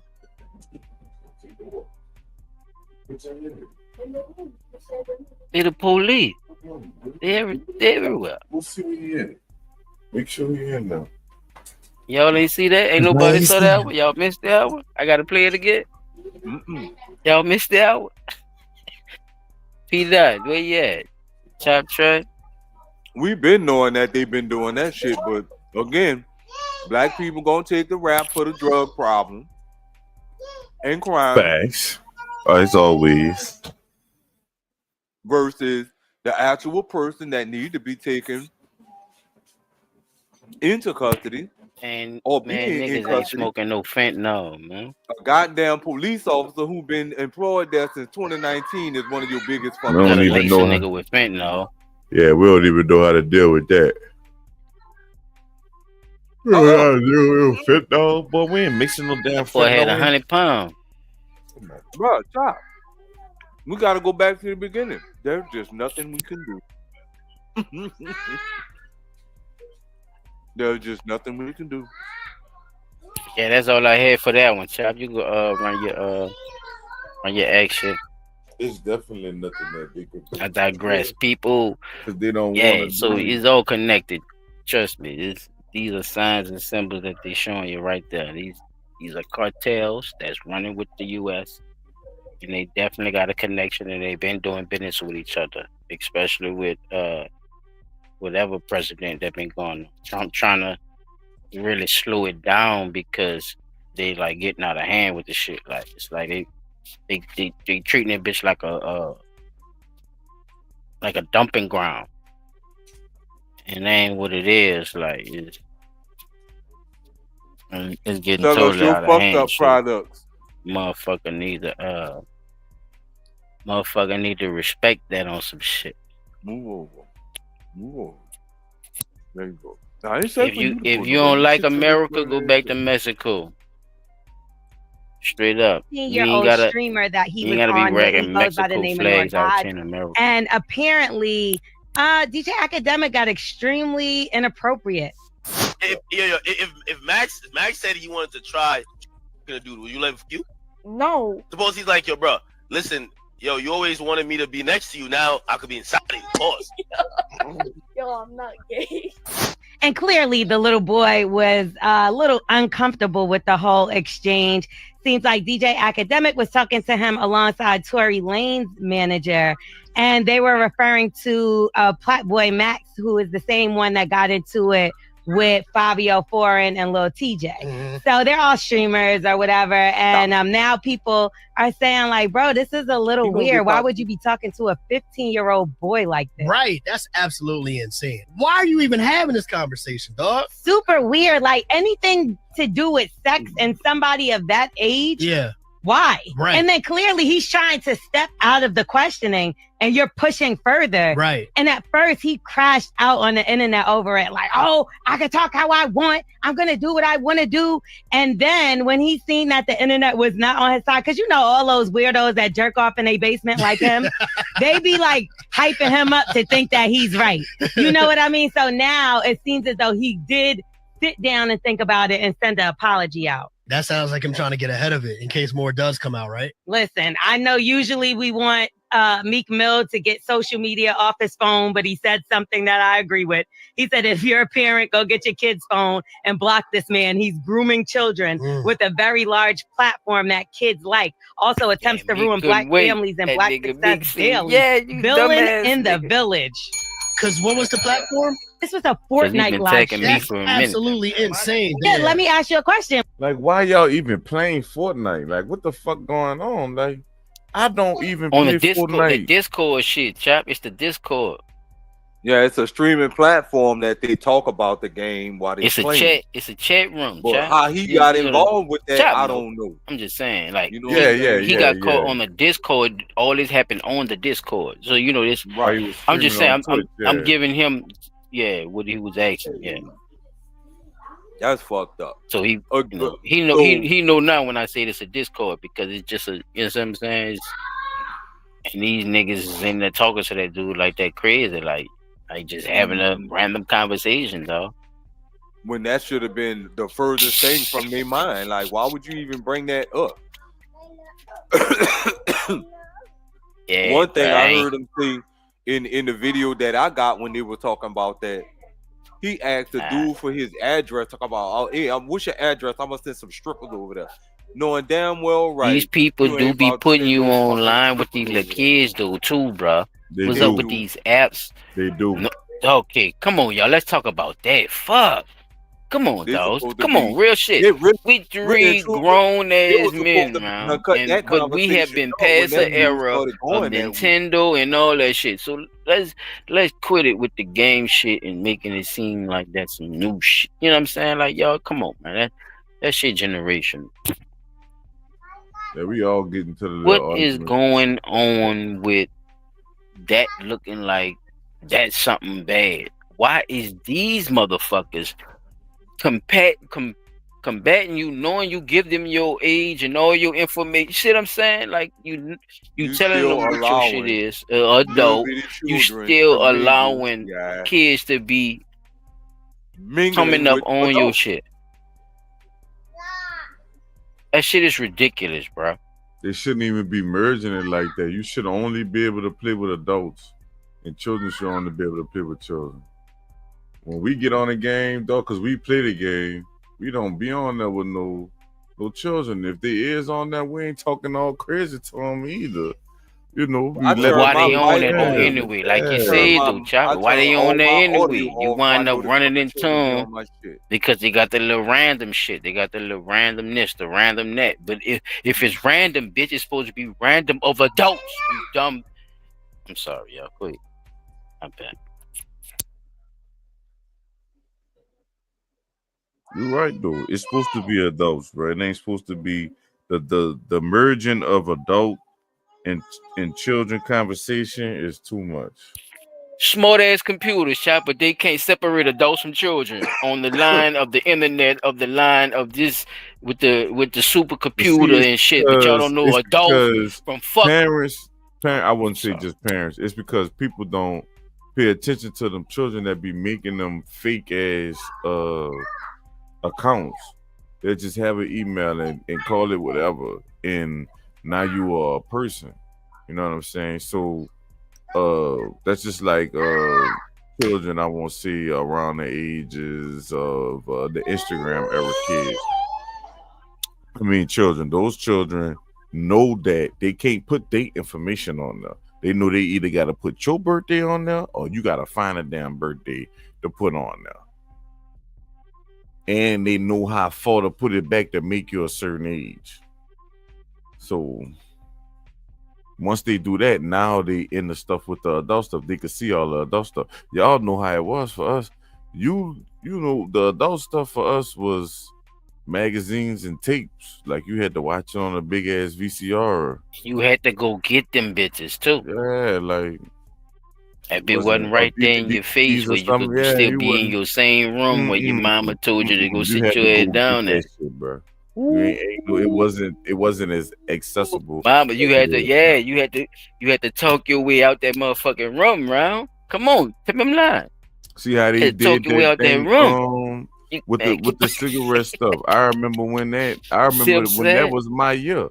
The year I was born, when it was like, yeah, you was gotta be born 88, you know, because the year changed every time. But let me finish this video. And what if you did and you caught him talking to your child, your nephew, what would you do? Losing on him. You got it. I mean, how you gonna find him? I know that's the problem. He's in the tunnels in LA. That's the problem. The bitch definitely be hiding. But that's what you got on there, P. Dot. Yeah, I had another video, but it's somebody else talking about it. It's like a 41-minute video. I'm not about to play that. But they didn't play the whole video. It's more footage or whatever. The video that I originally had, I don't know where that one at, but it definitely was more footage of that conversation of them what they was talking about. Like Pete alluded to earlier, they was talking about getting the man strippers. It all started with them talking about him and a girl, you know, being with a girl, and then it switched from him being with a girl to him doing something with Max. Doing the other dude. Why I put his name in the edit, Chop. Yeah, go ahead, man. Old Plague Max. Mm-hmm.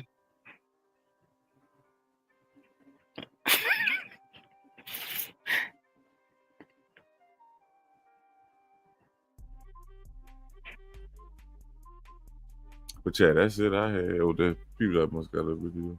Yeah, this the one where I say they went a little more into it about what was being said, but I have a little bit more because she cut him off after a certain point. Please shut up, little boy. Shout out to the Breakfast Club. But they went a little bit more into what y'all got DJ some Akademiks competition was with saying. Blunt Talk Nola, believe that.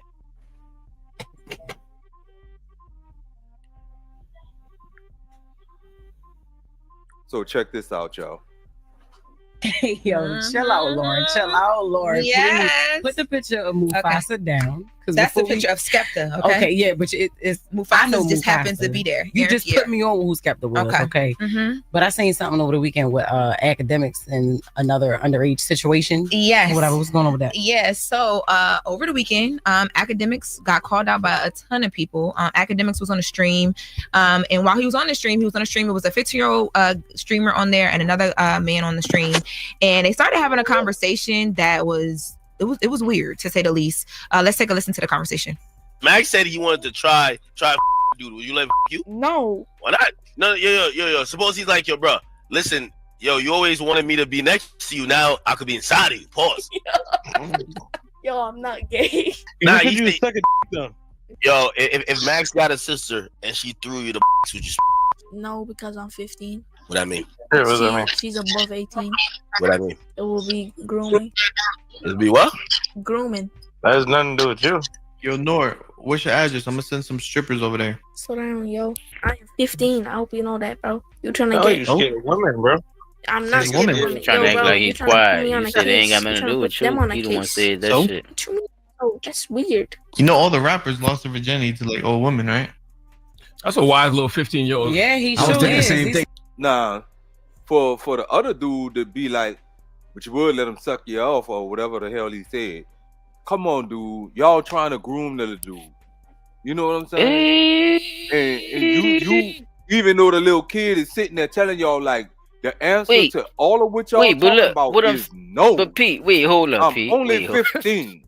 I'm just trying to be a 15-year-old. tried to get out of it, What bro. are y'all talking about?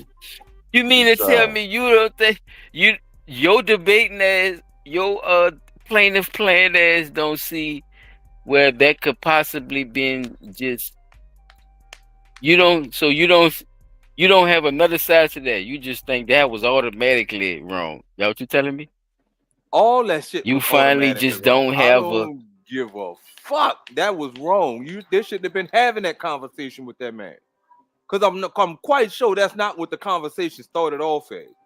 But y'all turned it into that, knowing that that's the type of agenda that them motherfuckers be on. I can't say that everybody in the music industry be on that type of shit.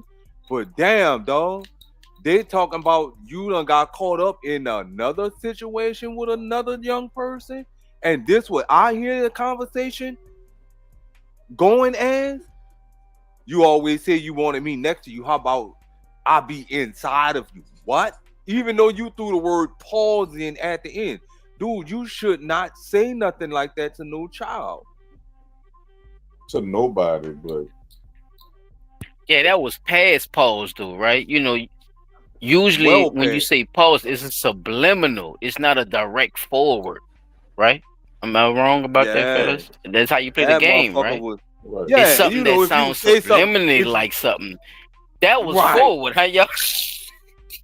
His stupid foot walnut on the gas face pedal ass. forward. Shit. The fuck? That ain't how you play the game, academic. wanna The cry? fuck wrong with I you, can hit man? you. I get what you Shut up. said. No, That's shut all I'm up. trying to do. Shut.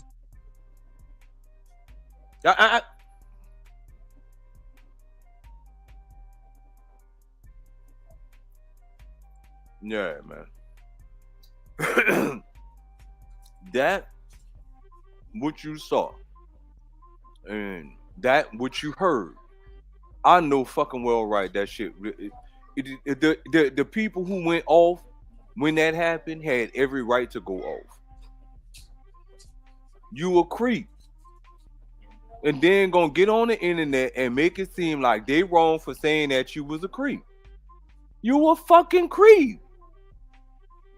Then come back and just so it don't be no bullshit. Oh, yeah, I was wrong for what I said, y'all. Nah, nigga, you know exactly what the fuck you said.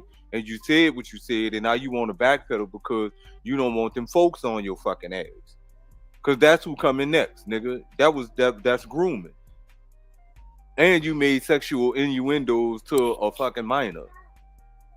You see what Yeah, I'm I saying? think Like, come he a on, couple now. of incidences. Yeah, I think he is a couple of incidences away from Catching him a charge. So yeah, and the people around him too need to watch that too. Cause see, you Leave know him what's alone. another thing, P, that I pay attention to? If you notice this, P, why is y'all target audience are children anyway? Y'all grown fucking men. Mm-hmm. Grown and should be gone. And if y'all know that, okay, and y'all think nothing is wrong with that, then why are y'all putting the type of content that y'all fucking putting out, knowing that this is hyper all that shit that the motherfuckers talking about Mm-hmm. to these fucking children, round? You see what I'm saying? Mm-hmm. Let's look at the See, the motive as a inclusion, people, I bro. would If we say not this, gonna talk bro, and about it, people what not the gonna fuck, talk about. bro? I mean, I'm a say this, and it might be going off the rail, but I personally feel like the reason shit so let's just like, even if we talk the DEI situation or whatever, like most people don't know that white women are the main benefactors of that. Yeah. That thing because of diversity or whatever. No, we're And gonna talk about that next week. Next week, DEI, fellas. in the diversity of, just think about the diversity part of it. Like that's something that a lot of stuff could slide under. Because when you say diverse, that means accepting everybody's differences or whatever. So That's it's right. like in the world now, the children, they see that. They see wrong shit, but they see people accept it because it's what people want to do. You see what I'm saying? Versus, oh, it was wrong. We just not gonna do that. We're not gonna get caught doing that. We're gonna leave that shit out. Get out of my room with that food. Leave that shit alone. But they're not thinking about it like Get out my room with that food. because they see stuff He's got food and they in see my room. people Get get out my away room with doing the wrong shit all the time. And the people that do good, they see them suffer. Mute your mic, Peter. People that do good, they see them suffer, dog. Like they naturally will want to do the shit that they be seeing people do, like the good shit or whatever. Seeing people do that shit versus, seeing it the other way around. Because, like I said, them children don't they not scared to get in trouble and all that shit. They tell you how they feel, and you gotta accept them feeling like that. You know what's crazy though? You gotta see, looking at it the other way around. Right. It's Right. crazy you gotta explain it like that, Ron. About the truth It or is, the bro. right thing to do.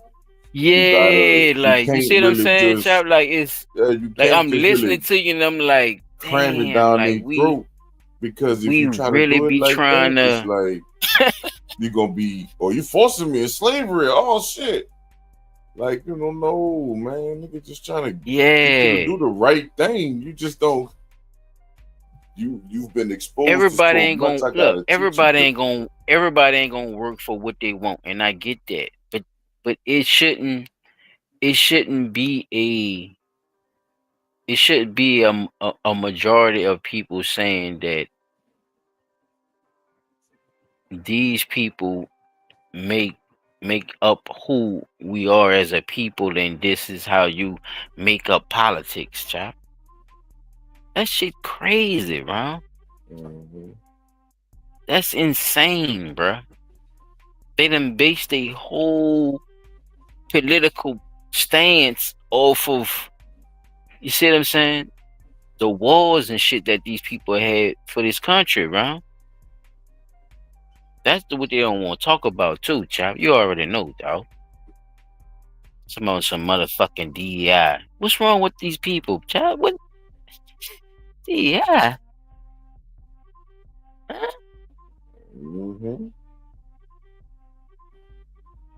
Shit don't even make no Man, sense. you went to Doug, huh? Then you go to Doug. Mm-hmm. You remember? That That DI was the was most popping, huh? diversified school we ever had. That DI was popping. I tell these people, what's Popping like a wrong with them, dog? motherfucker. Why they keep acting like we didn't accept people? Like, I don't get it. I don't understand that part of it. That shit is killing me, around. And then the first thing, like you Round said earlier with your other news, we the motherfucking criminal looking motherfuckers and shit. The fuck is up with that shit? But we respect everybody, love everybody, welcome everybody, treat everybody with kindness, dignity, and respect. Get slapped around, shot, killed, brutally murdered, lied on, lied about, have our history stolen, then tell us what our history is. I can't wear my grill, Chuck. God damn, bro. We was one of the first ones to put diamonds and emeralds and shit in our teeth. Hey. Dennis, we ain't supposed to have Dennis around that time. Somebody was doing it though. Gold, diamonds, the fuck, rubies, pearls, and emeralds. Man, nobody wasn't worrying about that shit, Pete. That's what I'm trying to tell you, man. That was just dress up. Just chilling, man. Just had it, man. What is that? Remember when crack was popping in the 80s? You seen what niggas did with crack? Huh? Are you listening to me? Did you see what niggas did with crack? Everybody did something. Well, not everybody. Those that did something if with nobody crack, don't know what I mean by that when I say that, go watch the movie Paid in Full. Paid in Full. Yeah, I gotta go watch that. I never saw that. Boy, that's a lie. You never seen Paid in Full?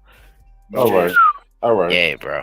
All right. Yeah, I probably seen bits and pieces of it, though. I never watched it. I like certain movies. Money, I just didn't get a chance to basically, money is not an option. It's is what it represented on where they was at and what it stood for. You see what I'm saying?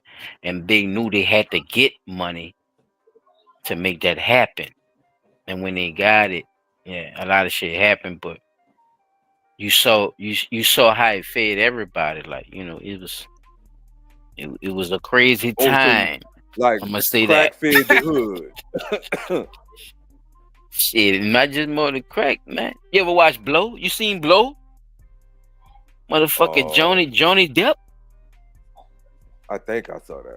That nigga was 7 pounds. The Boston George, nigga. You ain't never seen the Boston George, dog? Oh man, yeah, Peter. you gotta connect to the streets, Peter. No, I gotta connect to the movie. You be in them books and them politics around and the animes and shit, bro. You gotta connect to the street, man. Just little movies like that, or just see. Oh, damn, that shit.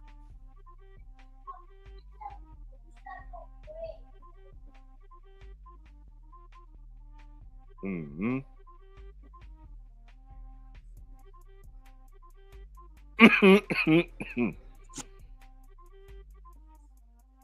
Oh, that was all I had for the academics thing, by the way. Putting that out there, that was all I had for that one. But I just like these dudes that be with that shit, they don't What understand. the fuck that was? The thunder lightning? I don't know what you heard.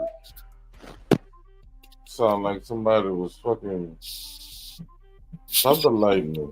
That boy say thunder lightning. What is thunder lightning, bro? Sounding like through thunder. their nigga through their microphone. Somebody's mouth.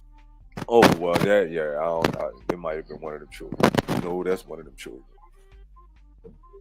I heard that. I'm thinking it's me. Shit. That's what they checking my shit. My ears right quick. I had to look for the volume button. Apologize, people. We just assistant pimps. Like a motherfucker.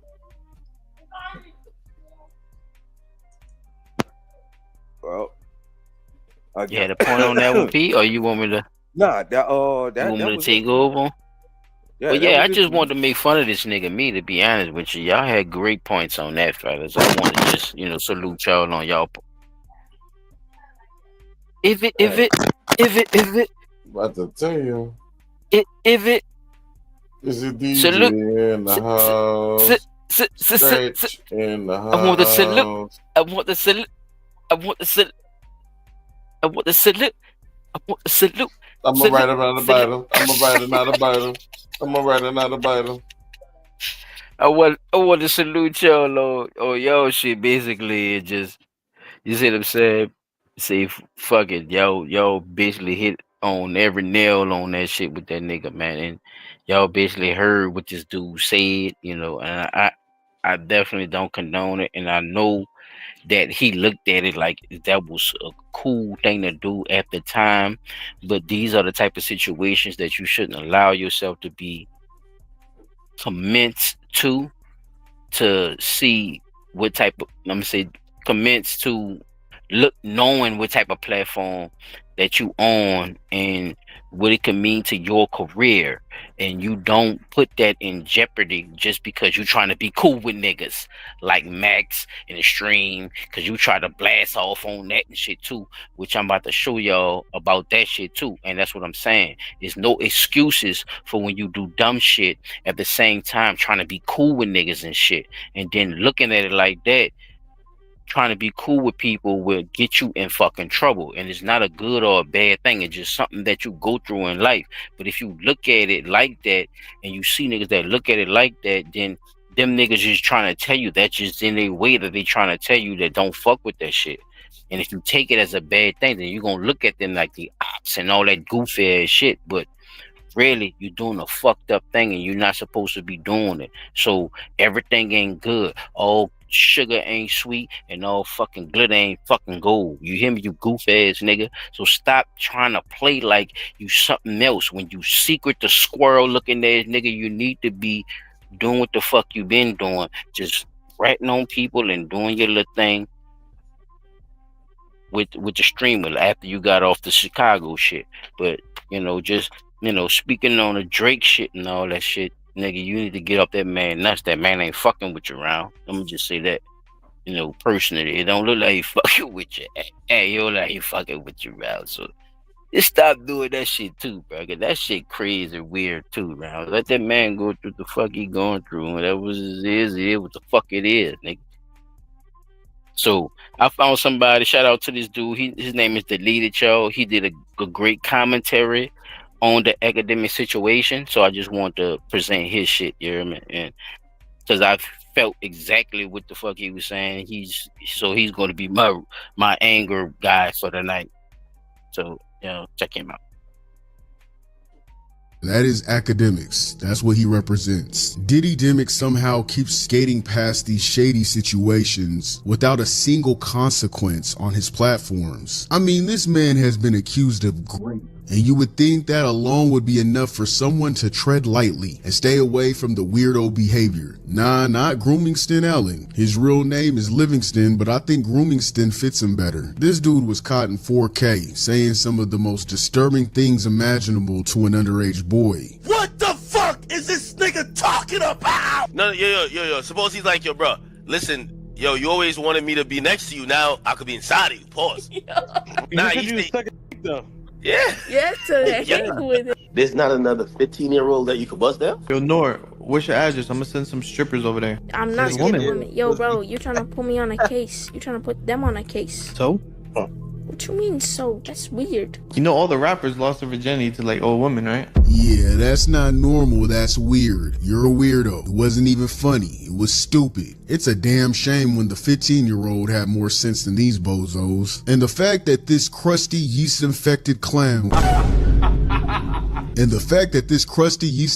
clown is out here blaming Kendrick fans, that's straight up comedy. Like, who even asked? Like, what does that even mean? Kendrick fans. Okay. Meanwhile, you Drake fans out here with alleged cases and shit. A bunch of weirdos. Angry because you got caught and called out. How is blaming Kendrick fans supposed to change what we literally heard you say? Bruh, you gotta be for real. This desperate deflection vibe isn't it. It's not it. Should I suck a for that?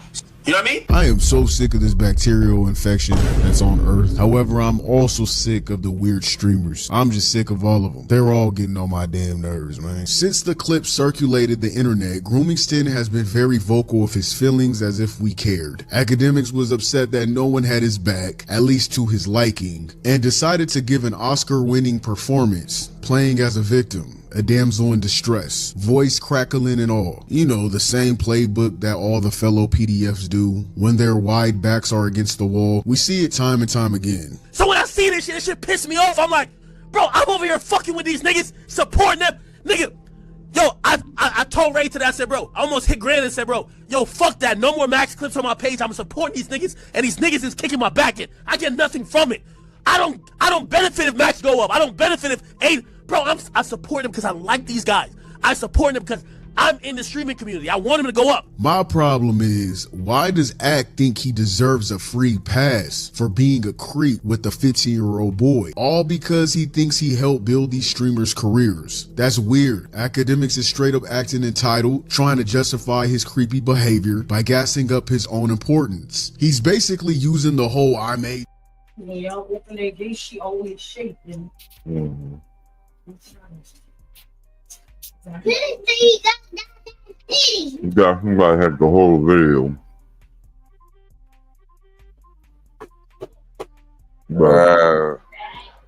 I run the second one. Y'all ready for the second? Yeah.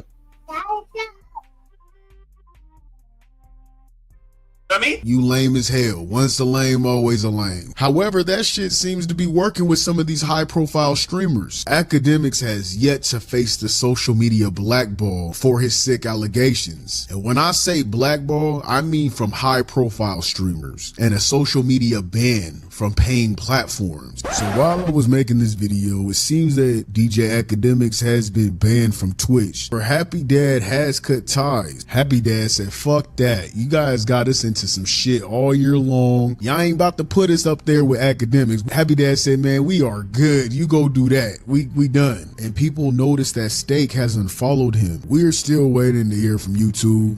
YouTube better do what they need to do. The only people that are gonna probably still support him, let's be real here, is Kick. Kick is the hub for the PDFs. We all know that. And Akademiks mostly streams on Kick. Everywhere else needs to start shutting his shit down. Quit playing.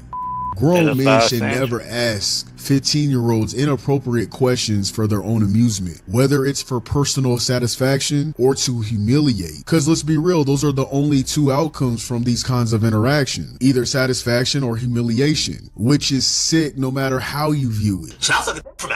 You know what I mean? Y'all can't cape for this kind of behavior without making yourself look like a degenerate bitch. I'm sick of seeing people saying it's out of context. There's no deeper context than what was heard being said to a 15-year-old boy by a group of 30-something-year-old men. It's fucking weird. I mean, while many criticize Akademiks, the streaming culture has remained complicit. I feel like us YouTube creators been setting the tone and holding it down with getting Akademiks out of our spaces. But the other platforms haven't. I mean, let's be real. It's hard not to ignore Kai's loud silence on the matter. Now, even though I'm not the type to try and make people speak on things if they don't want to. However, Kai was loud and funny about Dr. Disrespect, as he should. I mean, if he's a PDF, clown his ass.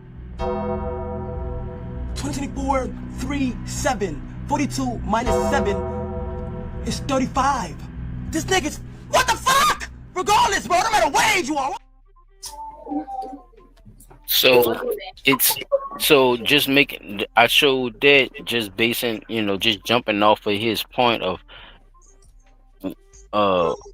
whenever Kai talked about it, because Kai did say something about it after the fact, after he came out with that, but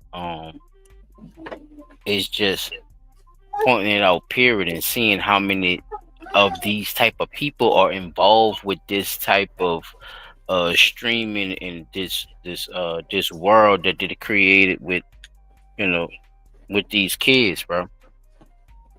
They're figuring out what they're into and they're tapping into it, and they are here basically. And these millions of views from these people that we looking at are connected with this shit some type of way. And I'm not saying that Kai to not himself or anything's connected with any of this shit. I'm not saying that. I'm saying that the person he outed out that happened with the shit, he just so happened to be connected with Mr. Beast. and y'all know Mr. Beast from the internet, TikTok, and all that shit. Yeah. You know, he give away the prizes, the cars, and all that shit. You see what I'm saying? Yeah, He like the new Price is Right nigga on YouTube and shit. But this guy that was a part of his shit is connected to that, fellas. So these are the type of connections that we looking at with, you know, this type of situation, because people who are into this attach themselves to people that they could get close to kids. Does that make sense? If not, trust me, we definitely gonna have another show about this shit. Right. And you can believe that, blood talk. That's all I had, fellas. Well, wait, one more, and I'm gonna leave y'all with this. Fellas. I'm gonna leave y'all with this.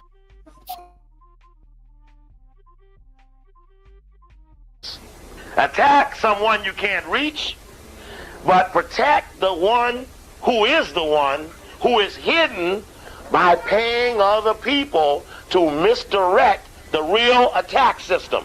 See, we get confused about the attack. We don't know sometimes when you're being given something, you're being attacked. It might be that weakens your resistance to further attack. It could be money. In the church, attacks are usually led about rumor. In the church, a rumor is a powerful commodity, much more powerful than fact, because you've got a speculation science. So in that arena, fact is not an argument. Rumor, speculation, the pastor sleeping with Billy Joe mama, can ruin a man instantaneously. In politics, it might be a different type of ingredient. But the knowledge of it is that every mode of leadership has a vein of attack. And so in the religious community, it may be innuendo and rumor. Mm-hmm.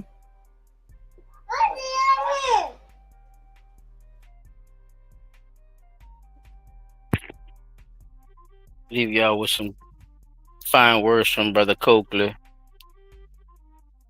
Chop, you good? Yeah, you definitely gotta make sure that y'all bring y'all ass back here next week, because we gonna be that Friday. I think it's silent time. DEI Friday, nigga. What we gonna call it? Diversity, equity, inclusion. Inclusion.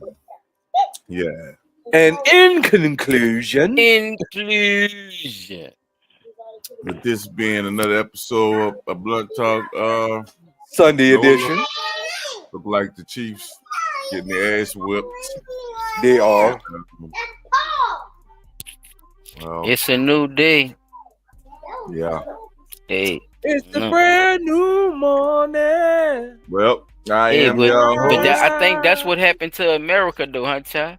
The Eagles defeated the Chiefs, didn't they? No. Signed a bad treaties. Never mind. We'll talk about that later. That's too deep. But I am Top Tracks. P dot on the spot. Silent Child 17. And we out. Peace, people.